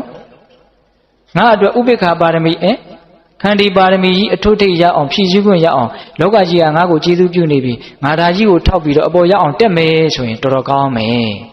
ဟုတ်လားအခုဘုရားလောင်းကပါလဲရိုင်းဆိုင်တဲ့ကလေးတွေကိုတွေ့ပြီလဲဆိုရောတော်တော်တောင်ပျော်သွားတယ်တဲ့သူဟုတ်လားအဲ့တော့ဒီရွာမှာငါဥပိ္ပခာပါရမီအထွတ်ထိပ်မြောက်အောင်ငါဖြည့်ဆည်းမယ်ဆိုပြီးတော့အဲ့ဒီရွာမှာကလေးတွေကလည်းအံကြပဲအဲ့ဒါသူ့လည်းမြင်တော့ဝိထာတာကလည်းကိုယ့်ယူကာယအယူကြီးလို့ထင်တော့ဝိုင်းပြောင်ကြတယ်အဲ့ဒီမှာဘုရားလောင်းကနည်းနည်းလေးတောင်ဟန်လေးလှုပ်လိုက်သေးတယ်တဲ့ဘယ်လိုလှုပ်တုံဆိုတော့သူတို့ပြောင်တာကိုကြောက်တယ်လို့လန့်တယ်လို့မခံကျင်တယ်လို့လေးလှုပ်ပြီးတော့မြန်လေးပြေးတော့အဲ့ဒီလိုလှုပ်လေပို့ပြီးတော့လိုက်လာလေပဲတဲ့အဲ့ဒီကလေးတွေကအဲ့ဒါနဲ့ဘုရားလောင်းကတုတ်တန်ကိုခေါ်သွားအဲ့ဒီကလေးအကုန်လုံးတယုံယုံလိုက်လာတယ်လိုက်လာတော့တုတ်တန်ရောက်တော့အဲ့ဒါမြေပုံပေါ်မှာလူရိုးတစ်ခုကိုခေါင်းခုပြီးတော့ဘုရားလောင်းကအိတ်တယ်တဲ့အဲ့ဒီလိုလဲအိတ်တော့ကလေးတွေကအယူကြီးဘာမှမသိဘူးဆိုထင်ရလို့တာတချို့ကလည်းသတွေးတွေနဲ့ထွေးချနှက်တွေညှစ်ချကျင်ငယ်တွေနဲ့ပန်းချအဲ့လိုလုပ်တာတဲ့အဲ့ဒါကိုဘုရားလောင်းကသူ့ရဲ့စိတ်ထဲမှာဘယ်လို့မှမဖြစ်အောင်စောင့်တည်နိုင်တယ်တဲ့နော်အဲ့ဒီလိုလုပ်တော့အဲ့ဒါသူ့ဥပိ္ပခာပါရမီကိုအဲ့ဒီနီးနဲ့ဖြည့်ဆည်းတယ် အဲ့ဒီကလေးတွေကလည်းပြင်းရင်သူ့လာပြီးတော့စနေတာနောက်နေတာကြိုက်တယ်လို့လုပ်နေတာအဲ့ဒါသူကအဲ့ဒီလိုလှုပ်တိုင်းသူ့ရဲ့စိတ်ထဲမှာမတုံမလှုပ်ဖြစ်အောင်အမြဲတမ်းဥပေက္ခပါရမီကိုဖြည့်တယ်တဲ့အဲ့ဒီလိုနဲ့နေလာရင်းနဲ့နောက်တော့ရွာလူတွေကဘာမှလည်းပြန်မပြောဘူးဒီလူကြီးကကြွေးတာစားပြီးတော့တုတ်တံမအိတ်ကလေးတွေကလည်းသူ့ကိုဆက်လိုက်နောက်လိုက်တာဒါသူတော်စင်ကြီးနဲ့တူတယ်ဟောလောကလာပြန်ပြီနော်အစကတော့အယူကြီးနဲ့တူတယ်တဲ့ဟုတ်လားအခုကျတော့ဗါတဲ့တော့သူတော်စင်ကြီးနဲ့တူတယ်တဲ့ဗျာအဲ့ဒါနဲ့သူတော်စင်ကြီးနဲ့တူတယ်ဆိုတော့ကလေးတွေကိုဟေ့မင်းတို့ရှောက်မလုပ်ကြနဲ့ဒီလောက်သီးခံတဲ့သူတော်ကောင်းကြီးကိုပြင်မမင်းတို့အဝီကြီးသွားမှာပေါ့သွားကြအကုန်လုံးရိုက်ချောက်ထုတ်ပြီးတော့အဲ့ဒါဝိုင်းပြီးတော့ပန်းနေနန့်သားတွေနဲ့ပူဇော်ကြပြန်ရောတဲ့အဲ့ဒီရွာမှာဖြစ်နေတာဟောအဲ့ဒီပူဇော်ကြပြန်တော့လည်းပဲအကောင်းဆုံးဥပိ္ပခာပါရမီကြီးကိုဖြည့်ဆည်းဖို့အခွင့်အရေးရလာပြန်ပြီပိဋကရေဆိုးတာကိုဥပိ္ပခာပြုနိုင်မှဥပိ္ပခာမဟုတ်ဘူးနော်ကောင်းတာကိုလည်းပဲဥပိ္ပခာပြုနိုင်ရမယ်ဦးဇင်းတို့စဉ်းစားကြည့်တယ်ဆိုးတာကိုမှဥပိ္ပခာပြုဖို့ခက်တာမဟုတ်ဘူးကောင်းတာကတခါတရံမှာပို့ပြီးတော့ဥပိ္ပခာပြုဖို့ခက်တယ်ဟုတ်လားကောင်းတဲ့သဘောလေးနဲ့ကိုယ့်ဘဝထဲဝင်လာတယ်ဆိုရင်တော်ရုံတန်ရုံလေးလူမရှုနိုင်တော့ဘူးဆိုးတာကိုကမှနည်းနည်းလေးလူရှုဖို့နည်းနည်းလွယ်သေးတယ်လို့တော့ဦးဇင်းထင်တယ်ဒါပေမဲ့တကယ်ဆိုရင်တော့သူလည်းပဲမလုပ်ဘူးပေါ့နော်ဟုတ်လားကောင်းတဲ့အသွင်သဏ္ဍာန်နဲ့ကောင်းတဲ့ဆက်ဆံရေးတွေနဲ့ကောင်းတဲ့မေတ္တာတရားတွေနဲ့ကိုယ့်ဘဝထဲဝင်လာပြီဆိုလေးလူရှုဖို့တော်တော်ကြီးကိုခက်သွားပြီလို့ဦးဇင်းထင်တယ်တခါကြီးမိုက်မြဒါကြောင့်လူတွေဟာတန်ရောစဉ်အချင်းချင်းတန်ရောစဉ်တွေအချင်းချင်းရေးပြီးတော့တယောက်ကိုတယောက်လေးလူလည်းမရှုနိုင်ဘူးဟုတ်ရဲ့လားဥပိ္ပခာလည်းမထားနိုင်ဘူးသူလှုပ်ရင်ကိုလှုပ်ရတယ်ဘလောက်ဝေးဝေးနော်မြန်မာနိုင်ငံအထက်ပိုင်းနဲ့အောက်ပိုင်းနဲ့ဖြစ်နေပါစေကိုတန်ရောစဉ်ကျိုးရှိနေပြီတန်ရောစဉ်ကျိုးနဲ့အချင်းချင်းချီထားပြီဥပိ္ပခာနဲ့တန်ရောစဉ်ကျိုးကိုဖြတ်မထားနိုင်ဘူးဆိုလို့ရှိရင် तू ကဟိုအဝေးကြီးမှာလှုပ်နေတာကိုကဒီမဲ့လှုပ်နေပြီဟုတ်လားဖုန်းနဲ့စကားပြောတယ်ကျုပ်ဘာဖြစ်လို့ပါဩဟုတ်လားဟာလှုပ်ပြီတခါကြီးမိုင်းမြသားတွေသမီးတွေနိုင်ငံသားမှာနေတာရှိလားရှိလားဖုန်းဆက်ရလို့ဟိုမှာနေမကောင်းထိုင်မသာဖြစ်တယ်ဆိုရင်ဘလို့နေတော့သူတို့လှုပ်တာကိုမြင်တော့မမြင်ရဘူးကြားရတာနဲ့ဒီကလှုပ်နေပြီအဲ့တော့ဥပိ္ပခာပါရမီဆိုတဲ့နေရာမှာကောင်းတာတွေကိုဥပိ္ပခာရှုကပို့ပြီးတော့မခက်ဘူးလားခက်တယ်အခုဘုရားလောင်းကိုဗါတဲ့တော့အယူကြီးဆိုရာကနေသူတော်စင်ကြီးဖြစ်ရပြန်ပြီအဲ့ဒီလိုနဲ့ဝိုင်းပြီးတော့ပူဇော်ကြတော့ဘုရားလောင်းကအဲ့ဒီလိုအယူကြီးဆိုပြီးတော့ထင်တယ်လို့စော်ကားနေကြတဲ့ကလေးတွေရဲ့အပေါ်မှာ၎င်းသူတော်စင်ကြီးပါဆိုပြီးတော့မျက်မျက်နှုံနှုံပူဇော်နေကြတဲ့လူတွေရဲ့အပေါ်မှာ၎င်းဟုတ်လားတပြေးညီတယ်ထားနိုင်တယ်တဲ့ဒါကိုပြောတာကြက်သီးမွေးချင်းထားเสียကောင်းတယ်ဆိုတာဒါကိုပြောတာနော်တခါကြီးမိုက်မြဦးဇင်းတို့တရားဓမ္မတို့ကိုချင်းစာလို့မရနိုင်ဘူးနော်ဦးဇင်းတို့ဖျားဖြစ်ပြီးယဟန္တာဖြစ်ပြီးဆိုတော့ဥပိ္ပခာပါရမီကအထွတ်ထိပ်ရောက်ပြီလို့ထင်ပါတယ်ဘာဖြစ်လို့တုံးဆိုတော့သူတို့မှာတာဓိဂုံဆိုတာရှိပြီးတဲ့ဘာဂုံနဲ့တော့တာဓိဂုံတဲ့တာဓိဂုံဆိုတာငကိုးအတိုင်းနော်ပြောင်းလဲမသွားဘူးဒီတိုင်းပဲကောင်းလို့လည်းပဲသူ့ကိုကမျက်နှိုးတဲ့သဘောမရှိဘူးမကောင်းလို့လည်းပဲမုန်းတီးတဲ့သဘောမရှိဘူးဒီတိုင်းလေးနေတာကိုတာဓိဂုံလို့ပြောတာခုတရားဓမ္မတို့ဦးဇင်းတို့တွေကဒီတိုင်းမနေနိုင်ဘူးကောင်းရင်ချိန်ခွင်ရှာကဟိုဘက်ကိုထွက်သွားရောမကောင်းရင်ချိန်ခွင်ရှာကဒီဘက်ကိုထွက်သွားရောအဲ့ဒီချိန်ခွင်ရှာကအမြဲတမ်းဘက်ပြောင်းနေတယ်ဟုတ်လားဒါကြောင့်ဘုရားလောင်းတော်သူမိတာရှင်ရသေးကဥပိ္ပခာပါရမီကိုချမ်းသာသည်ဖြစ်စေဆင်းရဲသည်ဖြစ်စေချိန်ခွင်တစ်ဖွဲအမြဲတမ်းဖြစ်အောင်ကျင့်ရမယ်လို့အဲ့ဒါလိုဟောတာဟုတ်ရဲ့လားခုဒီမှာဦးဇင်းတို့လောမဟန္တဇတ်တော်မှာဘုရားလောင်းတော်ကြီးဟာစော်ကားတဲ့ပုဂ္ဂိုလ်ရဲ့အပေါ်မှာတော်၎င်းပူဇော်တဲ့ပုဂ္ဂိုလ်ရဲ့အပေါ်မှာတော်၎င်းညီမျှတဲ့စိတ်ကိုထားနိုင်အောင်ကြင်ကြံခဲ့တာဟုတ်လားဒါကြောင့်ဦးဇင်းတို့ဘုရားဖြစ်ပြီဆိုတော့အံ့ဩစရာကောင်းပါတယ်ဗျာမြတ်စွာဘုရားရဲ့ဂုဏ်တော်တွေထဲမှာမြတ်စွာဘုရားဟာတဲ့တတ္တဝါတွေကိုအင်မတန်သနာတယ်အင်မတန်သနာလို့လည်းပဲနေမအားညာမအားတရက်မှတနာကြီးကြော်ကြော်လေးလောက်ကျင်းပြီးတော့တတ္တဝါတွေရဲ့အကျိုးစီးပွားကိုကြီးပဲအမြဲတမ်းလုပ်နေတယ်သနာလိုက်တာအဲ့ဒါလို့လဲသနာတယ်အကျိုးစီးပွားကိုလည်းလိုလားတယ်ဒါပေမဲ့လို့တတ္တဝါတွေရဲ့အပေါ်မှာလုံးဝလည်းလေးလျူရှုနိုင်တယ်တဲ့ဟုတ်ရဲ့လားတတ္တဝါတွေရဲ့အပေါ်မှာကရုဏာလည်းရှိတယ်သို့တော့တတ္တဝါတွေရဲ့အပေါ်မှာတွေ့တာမှုလည်းလုံးဝမရှိဘူးတဲ့တာမန်စိတ်နဲ့နားလည်ဖို့ခက်တဲ့အခြေအနေတွေဗျတနာလဲတနာတယ်တွေ့တာတဲ့စိတ်လည်းမ မရှိဘူးအကျိုးစီးပွားကိုလိုလားတဲ့ဥပိ္ပခာလည်းပြုနိုင်တယ်နော်ဒါဖရာရဲ့အစိန်တွေကဂုံနေပေါ့ဟုတ်လားအေးထားပါတော့ဒါကြောင့်ဥပိ္ပခာပါရမီဆိုတာပါရမီ10ပါးထဲမှာအမြင့်မြတ်ဆုံးလို့ဦးဇင်းတို့ကတော့အဲ့ဒါလိုထင်ပါတယ်ကြိုးစားပြီးတော့ပိဋကပေါင်းသူတော်ကောင်းတို့ဖြည့်ဆည်းနိုင်ပါစေတတ္တိတာရကအနေနဲ့လောမဟန္တဇက်ကိုဦးဇင်းတို့ပြောလိုက်ပါတယ်ဟုတ်လားဒီအချိန်ကလေးခြံထားသေးတယ်အဲ့ဒါဘာကြောင့်ခြံထားတာလဲဆိုတော့ဒီပါရမီ10ပါးလုံးနဲ့ပတ်သက်ပြီးတော့ခြုံမိအောင်ပြောဖို့လို့ဟုတ်ရလားဥပိ္ပခာပါရမီကိုဒီလောက်နဲ့ကျင့်တတ်ကြနော်ဒီခိုင်းဒီမိုက်များချမ်းသာလိုပဲဖြစ်ဖြစ်ဆင်းရဲလိုပဲဖြစ်ဖြစ်တနည်းအားဖြင့်မျက်နှိုးလိုပဲဖြစ်ဖြစ်မုန်းတီးတဲ့သူကိုပဲဖြစ်ဖြစ်ညီမျှတဲ့စိတ်ထားပြီးတော့ချမ်းသာခြင်းဆင်းရဲခြင်းမဖြစ်ဘဲနဲ့ဥပိ္ပခာအလဲအလတ်မှာငြိမ်းနေအောင်တီးနေအောင်ထားနိုင်တာဥပိ္ပခာ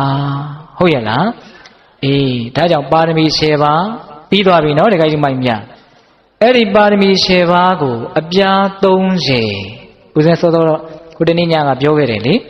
ပါရမီ10ပါးအပြား30အဲ့ဒါကဘယ်လိုလဲဆိုတော့ဒါနနဲ့အရင်ရှင်းပြမယ်ဒါနပြုတဲ့နေရာမှာရိုးရိုးပြုတယ်ဆိုရင်ဒါနပါရမီ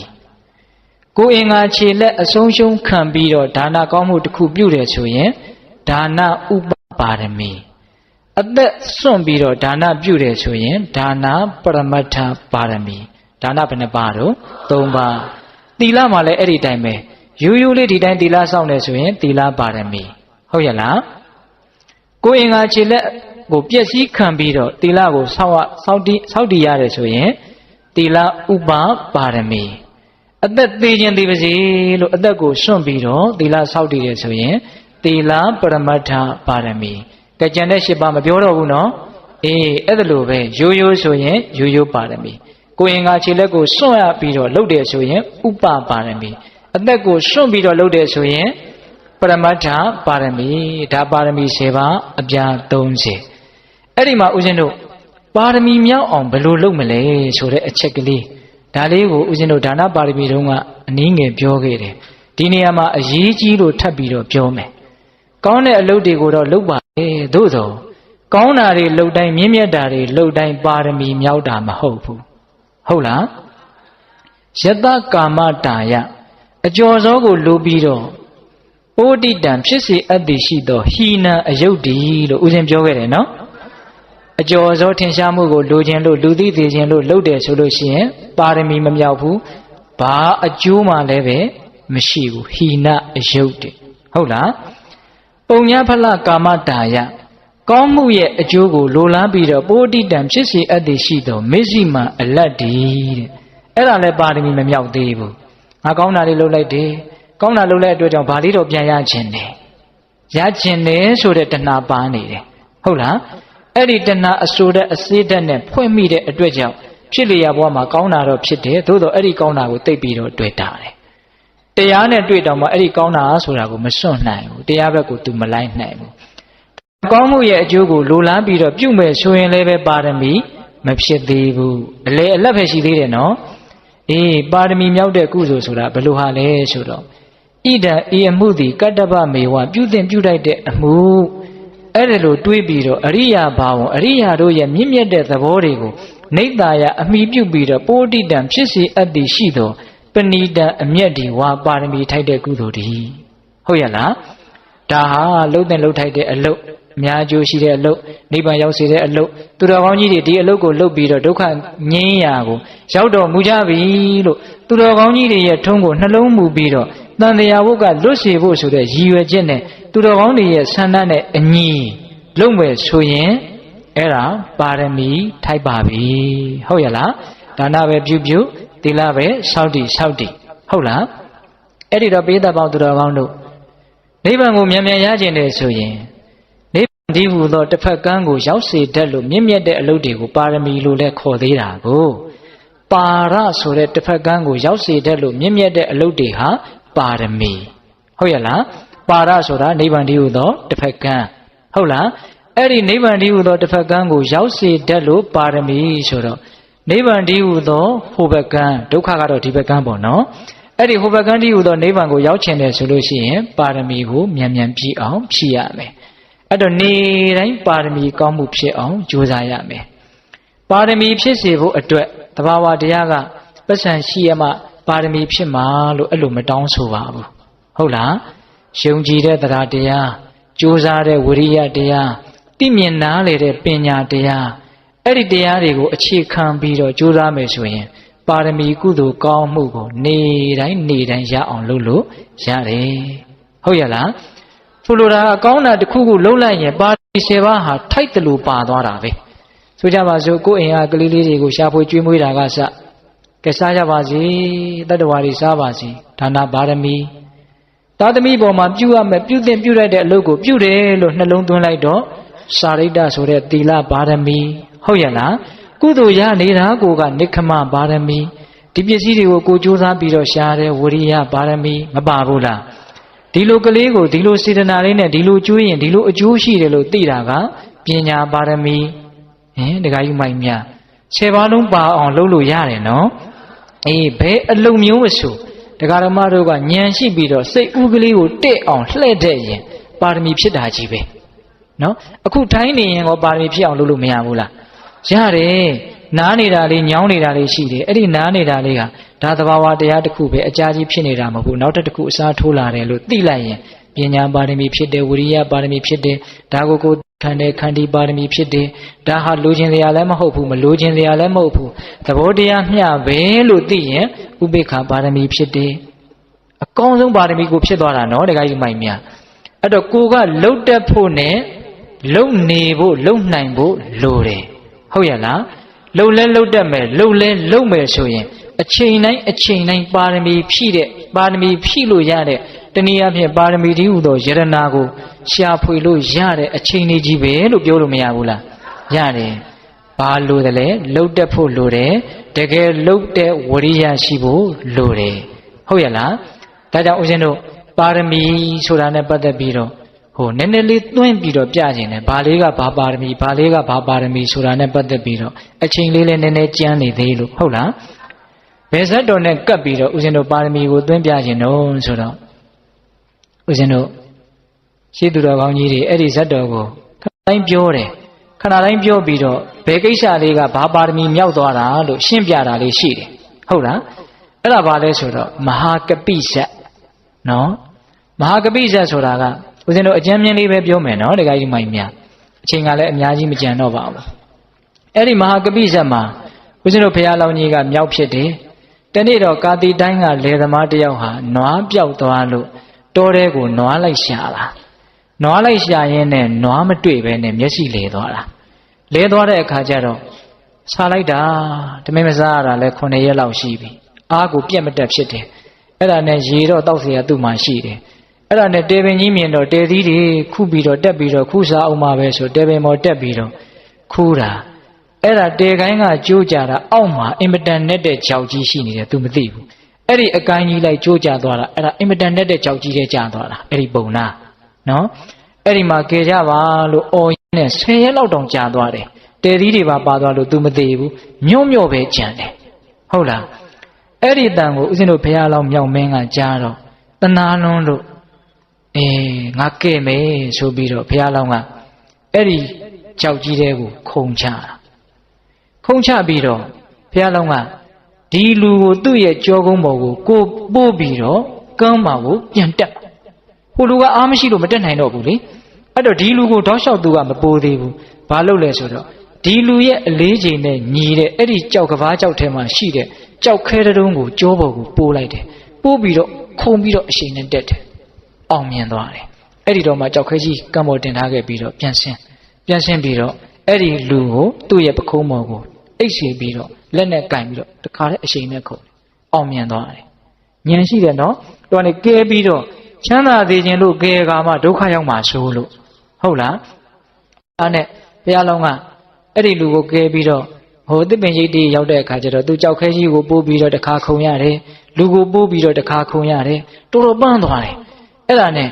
အဲ့ဒီပုံနာကိုအချင်းပုံနာငါပန်းလာတယ်ငါ့ကိုကြားတစ်တို့ချင်းသိတို့ရဲ့ဘေးကနေပြီးတော့ကာကွယ်ဆောင်ရှောက်ပါကြည်ထားပါအောင်ငါတင့်ရဲ့ပေါင်ပေါ်ကိုခဏတော့အိပ်ပြရစီအဲ့ဒါနဲ့ဘုရားလောင်းကအဲ့ဒီပုံနာရဲ့ပေါင်ပေါ်ကိုအိပ်ပြိုသွားရောငါအသက်နဲ့ရင်းပြီးတော့ကဲခဲ့တာဒီလူကိုငါကြောက်เสียမလို့ဘူးလို့စိတ်လဲစိတ်ချလို့နေမှာပေါ့ အဲ့ဒီလိုအိတ်နေတော့ပုံနာကဘာစဉ်းစားတော့ဆိုတော့နွားပြောက်လို့လာရှာတာနွားကလည်းမတွေ့ဘူးငါအိမ်ကိုလက်ချီပြန်ရတော့မှအဲ့ဒီတိုင်းဆိုရင်အိမ်ကမိန်းမကငါ့ကိုရှူမာတဲ့အဲ့ဒီတော့အိမ်အပြန်မျက်နှာပန်းလှအောင်ဒီမြောက်ကြီးကိုကြောက်ခဲနဲ့ထုပြီးတော့မြောက်ကြီးကိုယူသွားရင်မြောက်သားစားရမယ်အတွက်ကြောင့်မဲအဲ့လိုစဉ်းစားတယ်ဗျာအဲ့ဒါလောက်ယုံမာတဲ့လူတွေကလောကကြီးမှာရှိနေတာပဲဒါကလောကရဲ့အစိတ်အပိုင်းတစ်ခုပေါ့ဗျာစိတ်တော့မပြတ်နဲ့ဒါလောကရဲ့သဘာဝပဲဟုတ်လားလောကဆိုတာယုံမာတဲ့လူတွေရဲ့ကောင်းတဲ့လူတွေရဲ့တိဆောက်ထားတာအချိုးအစားကတော့ဘယ်လောက်လဲတော့မသိဘူးတခါကြီးမိုင်းများအဲ့ဒီတော့အဲ့ဒီလိုလဲအိတ်နေတော့အဲ့ဒီမြောက်ကြီးကိုအနီးနားမှာရှိတဲ့ကြောက်ခဲနဲ့ခေါင်းကိုထုလိုက်တာတာမန်အချိန်မှာထုမယ်ဆိုရင်တော့ပွဲချင်းပြီးသေဖို့ပဲလူက10ရက်15ရက်အစားအစာပြတ်နေတယ်လူကပိန်ပြီးတော့နုံးပြီးတော့သူ့လက်သူတောင်မနှဲသေးနေရတယ်အဲ့တော့ချောထုလိုက်တော့ခေါင်းကကွဲတော့ကွဲသွားတယ်မြောက်ကြီးကမသေးဘူးအဲ့ဒါနဲ့သွေးယူသွေးတန်းထပြေးတယ်ဘုရားလောင်းကတစ်ပင်မောတန်းရောက်သွားတာရောက်သွားတော့သွေးတွေကလည်းထွက်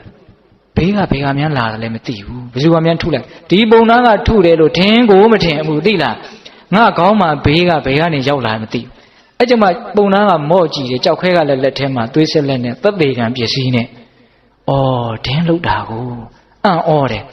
ဒီလိုလူမျိုးလည်းရှိမှရှိသေးတယ်ကိုကြုံမှကြုံပဲလေအံ့ဩလိုက်တာတဲ့ဘုရားလောင်းစိတ်မှာဟုတ်လားအဲ့ဒါနဲ့တစ်ကိုင်းမော်ကနေထိုင်ပြီးတော့ကြည့်ဘလို့ခံစားချက်တွေများရှိမလို့မြောက်နေရကိုဝင်ကြည့်ပါလားတခါကြီးဒီမိုင်းများအဲ့ဒီလိုနဲ့တစ်ပင်ပေါ်မှာထိုင်ပြီးတော့ကြည်ရင်းနဲ့အံ့ဩနေတာသွေးတွေကလည်းဘောက်နဲ့ကြာနေရောအဲ့ဒါနဲ့ပုံသားကမော့ကြည့်ပြီးတော့ရှောက်စဉ်းစားတယ်အဲ့ဒီကြမှာ तू သိတယ် तू ကြောက်ထဲကသာလွတ်နေတာ तू မျက်စိလဲနေတဲ့တောထဲက तू မလွတ်သေးဘူးအဲ့ဒါ तू မသိဘူးအခုမှ तू သိတာစောတော်တုန်းကသာတောထဲမှာ तू ဘာဖြစ်နေတော့မျက်စိလဲနေတာမျက်စိလဲပြီးကမှကြောက်ထဲကြာတာအခုကကြောက်ထဲကပဲလွတ်သေးတယ်မျက်စိလဲနေတဲ့တောထဲကမလွတ်သေးဘူးအဲ့ဒီမှာ तू ငိုတာဗျာမြောင်မင်းနဲ့ကဲပါအောင်တဲ့လူတွေရှိတဲ့နေရာကိုကျုပ်မသွားတတ်ဘူးဟောအဲ့ဒီတော့ဘုရားလောင်းကစဉ်းစားတယ်ငါသူနဲ့အတူတူသွားလို့တော့မဖြစ်ဘူးဒီလောက်ကဲထားတာတောင်ကြောက်ခဲနဲ့ထုတယ်ဆိုတော့ငါကလည်းစောင့်ရှောက်အောင်မှဖြစ်မယ်ဟုတ်လားအဲ့ဒါနဲ့ဘုရားလောင်းကသင်သားကိုတော့ငါမလာရဲဘူးဒါပေမဲ့လို့သင်ကိုငါကယ်ပါမယ်ငါကတစ်ပင်ပေါ်ကသွားမယ်ငါရဲ့သွေးဆက်ကြတဲ့နောက်ကိုသင်လိုက်ခဲ့ဘုရားလောင်းကတောထဲမှာကျင်လေတဲ့အကောင်ဆိုတော့သိတာပေါ့တောထဲကထွက်တဲ့လမ်းကိုအဲ့ဒါပုံနာကအဲ့ဒါလိုသွေးဆက်ကလေးကြည့်ပြီးတော့လိုက်တယ်လိုက်တော့တောဝလည်းရောက်ဘုရားလောင်းကရွာကိုလက်ညှိုးညွှန်တော့တိုင်သွားလေအဲ့ဒီလိုသွားပြီးတော့ဘုရားလောင်းကကြည့်ဟိုလူကလည်းရိုင်တီးရိုင်ထိုးနဲ့သွားနေတာအဲ့ဒီလူရဲ့ကြောကုန်းကိုလှမ်းကြည့်အဲ့ဒီလူပျောက်သွားပြီဆိုတော့မှဘုရားလောင်းကတောထဲဝင်ဘုရားလောင်းရဲ့မျက်စိရှေ့ကကွယ်လိုက်တာနဲ့တပြိုင်နက်တည်းအဲ့ဒီလူရဲ့ခန္ဓာကိုယ်ပေါ်မှာပဲနောက်စေ့လို့အဖူကလေးတွေထလာတယ်အဲ့ဒီအဖူလေးတွေကတဖြည်းဖြည်းနဲ့ကြီးလာတဲ့ကလိန်စေးလောက်နောက်တော့အာလူစီးလောက်အကုန်လုံးပေါက်ကွဲပြီးတော့နူနာယောဂါတွေတခါတည်းတန်းဖြစ်သွားတယ်မိတ္တတုံဘီကျေးဇူးရှင်မှုအကြီးအကျယ်ပြစ်မှားလို့ဒီစေတနာကတော်တော်ကြောက်เสียကောင်းတဲ့စေတနာမို့တော်တော်ကြောက်เสียကောင်းတဲ့အကျိုးကိုပေးတာဟုတ်ရလားအဲ့ဒီလိုနဲ့သူအိမ်လည်းပြန်မရောက်တော့ပါဘူးမရောက်ဖဲနဲ့သူများပေးတာကြွေးတာလေးစားပြီးတော့လူပြိတ်တာကြီးအဖြစ်နဲ့ဘယ်လောက်ကြာတော့ဆိုတော့9နှစ်လောက်ကြာတယ်မသေးဘူးဟုတ်လားအဲ့ဒါနဲ့ဥစဉ်တို့မိဂဇိန်ဥယင်တဲ့ဘုရင်ကြီးတစ်ပါးရဲ့ဥယင်မှာသူအဲ့ဒီထဲမှာနေတောင်းရန်စားဒီကိုယ်လုံးကလည်းအမြဲတမ်းနာကျင်ကြိုက်ခဲပြီးတော့ပြိတ္တာကြီးတကောင်းအနေနဲ့နေနေတာနေနေတော့အဲ့ဒီရှင်ဘုရင်ကဥယင်ထွက်လာတော့သူ့ကိုလူလို့တောင်မထင်ဘူးတဲ့ဗျာဘာကြီးလဲမသိဘူးပေါ့အဲ့လောက်ကောင်ရုပ်ပြက်ဆင်းပြက်ဖြစ်နေတာအဲ့ဒီတော့မင်းကြီးမကြောက်ပါနဲ့ကျွန်တော်ဟာလူပါဟာဘာကြောင့်ဒီလိုပုံကြီးပေါက်နေတာတော့အဲ့ဒီမှာအဲ့ဒီပုံနာကသူ့အကြောင်းကိုပြောပြတာနွားပြောက်ရာကနေအစမြောက်ခေါင်းကိုထုတာကအလဲဟုတ်လားမြောင်မင်းရဲ့မျက်စိကကွယ်လိုက်တာနဲ့တပြိုင်တည်းတည်းအဖူးတွေပေါက်လာတာမြောက်ရဲ့ကရုဏာကတိတ်ကြီးတာဆိုတော့သူ့ရှိမှမဖြစ်ဘူးဟုတ်လား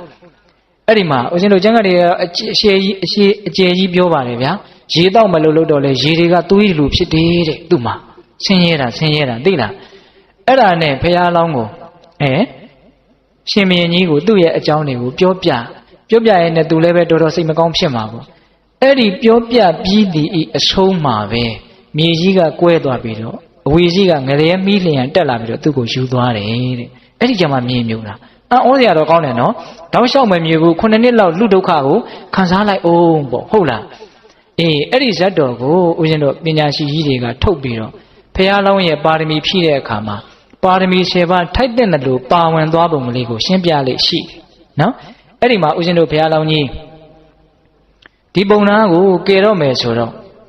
ကြောက်သေးကနေကြောက်ခဲကြီးကိုထမ်းပြီးတော့အပေါ်ကိုခုံရတာအခက်မသိရင်ကြောက်သေးကိုပြန်ကြပြီးတော့သူသေသွားနိုင်တယ်ဟုတ်လားအဲ့ဒါပါလေသူ့ရဲ့အသက်ကိုစွန့်ပြီးတော့တောင်မှဒီလူကိုကယ်တာဒီလူရဲ့အသက်ကိုကယ်တဲ့အတွက်ကြောင့်ဒါနပါရမီဒါနမှာရိုးရိုးလားပရမတ္ထပါရမီလားပရမတ္ထပါရမီနော်အဲ့ဒီလူရဲ့အသက်ကိုကယ်တယ်နော်ဒါနပါရမီပါသွားပုံနော်အဲ့ဒီမှာသူဒီလူကိုတောင်းလျှောက်ကယ်ရင်ပြုတ်ကြရင်ဒုက္ခပဲကြောက်ခဲကြီးနဲ့အရင်စမ်းကြည့်အောင်ပါလို့သူတွေးတောပြီးတော့ဆင်ញင်ပြီးတော့နားလေတာကပညာပါရမီကြိုးစားတာတွေကတော့ဝရိယပါရမီသူကြိုးစားမှုတွေပေါ့နော်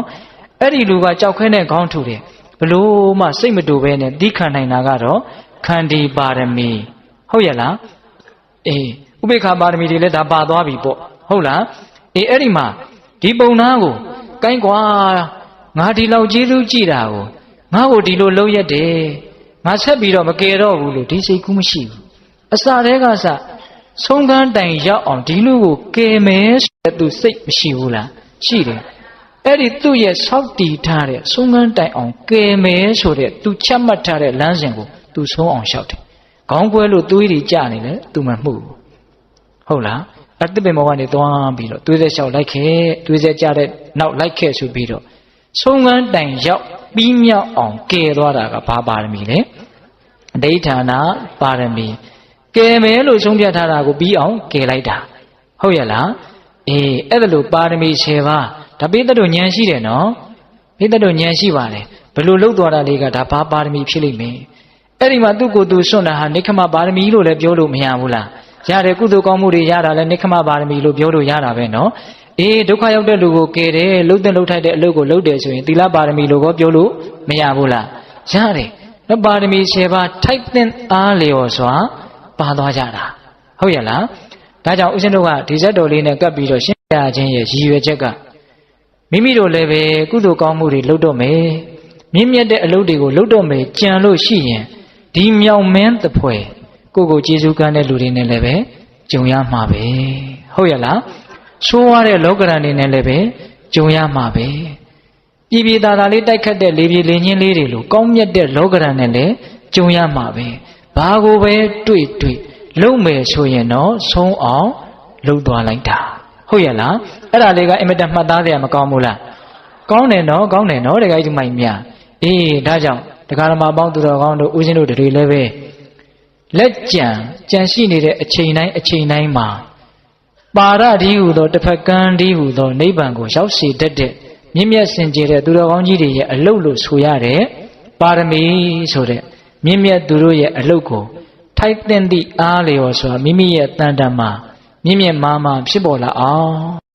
ကြိုးစားကြဖို့မလိုဘူးလားကြိုးစားတဲ့နေရာမှာလှုပ်တက်ဖို့လိုတယ်လှုပ်နိုင်ဖို့လိုတယ်ဟုတ်ရဲ့လားဒါကြောင့်ပိဿပေါင်းသူတော်ကောင်းတို့ဦးဇင်းတို့အချိန်လေးစေပါပြီဟုတ်လားပါရမီ10ပါးနဲ့ပတ်သက်ပြီးတော့ဦးဇင်းတို့ထိုက်တဲ့နှလုံးပြောသွားပါတယ်ဟုတ်လား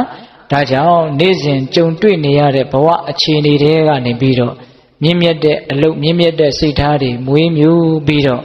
နိဗ္ဗာန်တည်းဟူသောတစ်ဖက်ကန်းကိုတက်လှမ်းနိုင်ကြတဲ့သူတော်ကောင်းတွေဖြစ်ကြပါစေလို့ဦးဇင်းတို့ဆန္ဒပြုရင်းနဲ့ပါရမီ10ပါးတရားတော်ကိုဦးဇင်းတို့ဒီကနေ့အဆုံးသတ်ပါတယ်မေတ္တာပို့ပြီးတော့အဆုံးသတ်ရအောင်နော်ဘဝတုသဗ္ဗမင်္ဂလရက္ခန္တုသဗ္ဗဒေဝတာသဗ္ဗဗုဒ္ဓ ानु ဘာဝေနတရာဒုက္ခိဘဝန္တုတိဘဝတုသဗ္ဗမင်္ဂလရက္ခန္တုသဗ္ဗဒေဝတာသဗ္ဗဓမ္မာ ानु ဘာဝေနတရာဒုက္ခိဘဝန္တုတိဘဝတုသဗ္ဗမင်္ဂလရက္ခန္တုသဗ္ဗဒေဝတာသဗ္ဗသံဃာ ानु ဘာဝေနတရာဒုက္ခိဘဝန္တုတိတေတုမကံသင်တရားနာပိသပေါင်းတင်သူတော်ကောင်းတို့ဇာတာအလုံးသောတတ္တဝါအနန္တတို့အားသဗ္ဗမင်္ဂလလောကီလောကုတ္တရာကောင်းဆိုသမျှမင်္ဂလာဝဝတိဘဝတို့ကောင်းစွာမသွေဖြစ်တော်မူကြပါစေတည်းဘ သာဘာဒေဝတာမိမိတို့ခန္ဓာကိုယ်မှာစောင့်ကြနေကြကုန်သောနတ်မိမိတို့အိမ်မှာစောင့်ကြနေကြကုန်သောနတ်မိမိတို့သာသနာမိမိတို့ကဘာမှာစောင့်ကြနေကြကုန်သောနတ်မြတ်နာကောင်းနာအပေါင်းတို့ကလည်းပဲလက်ခံတို့ကောင်းစွာမသွေဆောင်လျှောက်တော်မူနိုင်ကြပါစေတည်းတဗ္ဗဗုဒ္ဓ အနုဘာဝိနာကင်းငါဝါလူသေးစုမကပွင့်တော်မူကြတဲ့ဆူဇတော်တာပါဘုရားရှင်ကိုယ်တော်မြတ်တို့ရဲ့တကုတေဇောအာနုဘော်တော်တို့ကြောင့်၎င်းတဗ္ဗဓမ္မာနုဘာဝိနာမေလီရန်ဖူလီရန်နိဗ္ဗာန်ပရိယတိဟုဆိုသောစေတံတော်တရားတော်မြတ်တို့ရဲ့တကုတေဇောအာနုဘော်တော်တို့ကြောင့်၎င်းတဗ္ဗသံဃာနုဘာဝိနာမေကတံလေးရောက်ဖလက်တံလေးရောက်ဆိုသောရှင်ရောက်သောရိယသံဃာရှင်မြတ်တို့နဲ့တကွသီလကုံသမာဓိကုံပညာကုံတို့နဲ့ပြည့်စုံတော်မူကြတဲ့သမုဒိသံဃာရှင်ကောင်းရှင်မြတ်ပေါင်းတို့ရဲ့တကုတေဇောအာနုဘော်တော်တို့ကြောင့်၎င်းတရားနေရောညပါပဲခမဆိုင်ချိန်ရှိတိုင်းဒုက္ခိကိုစိတ်နှပြချမ်းသာချမ်းသာခြင်းရှိကြကုန်သည်ဘဝတုကောင်းစွာမသွေဖြစ်တော်မူကြပါစေတည်း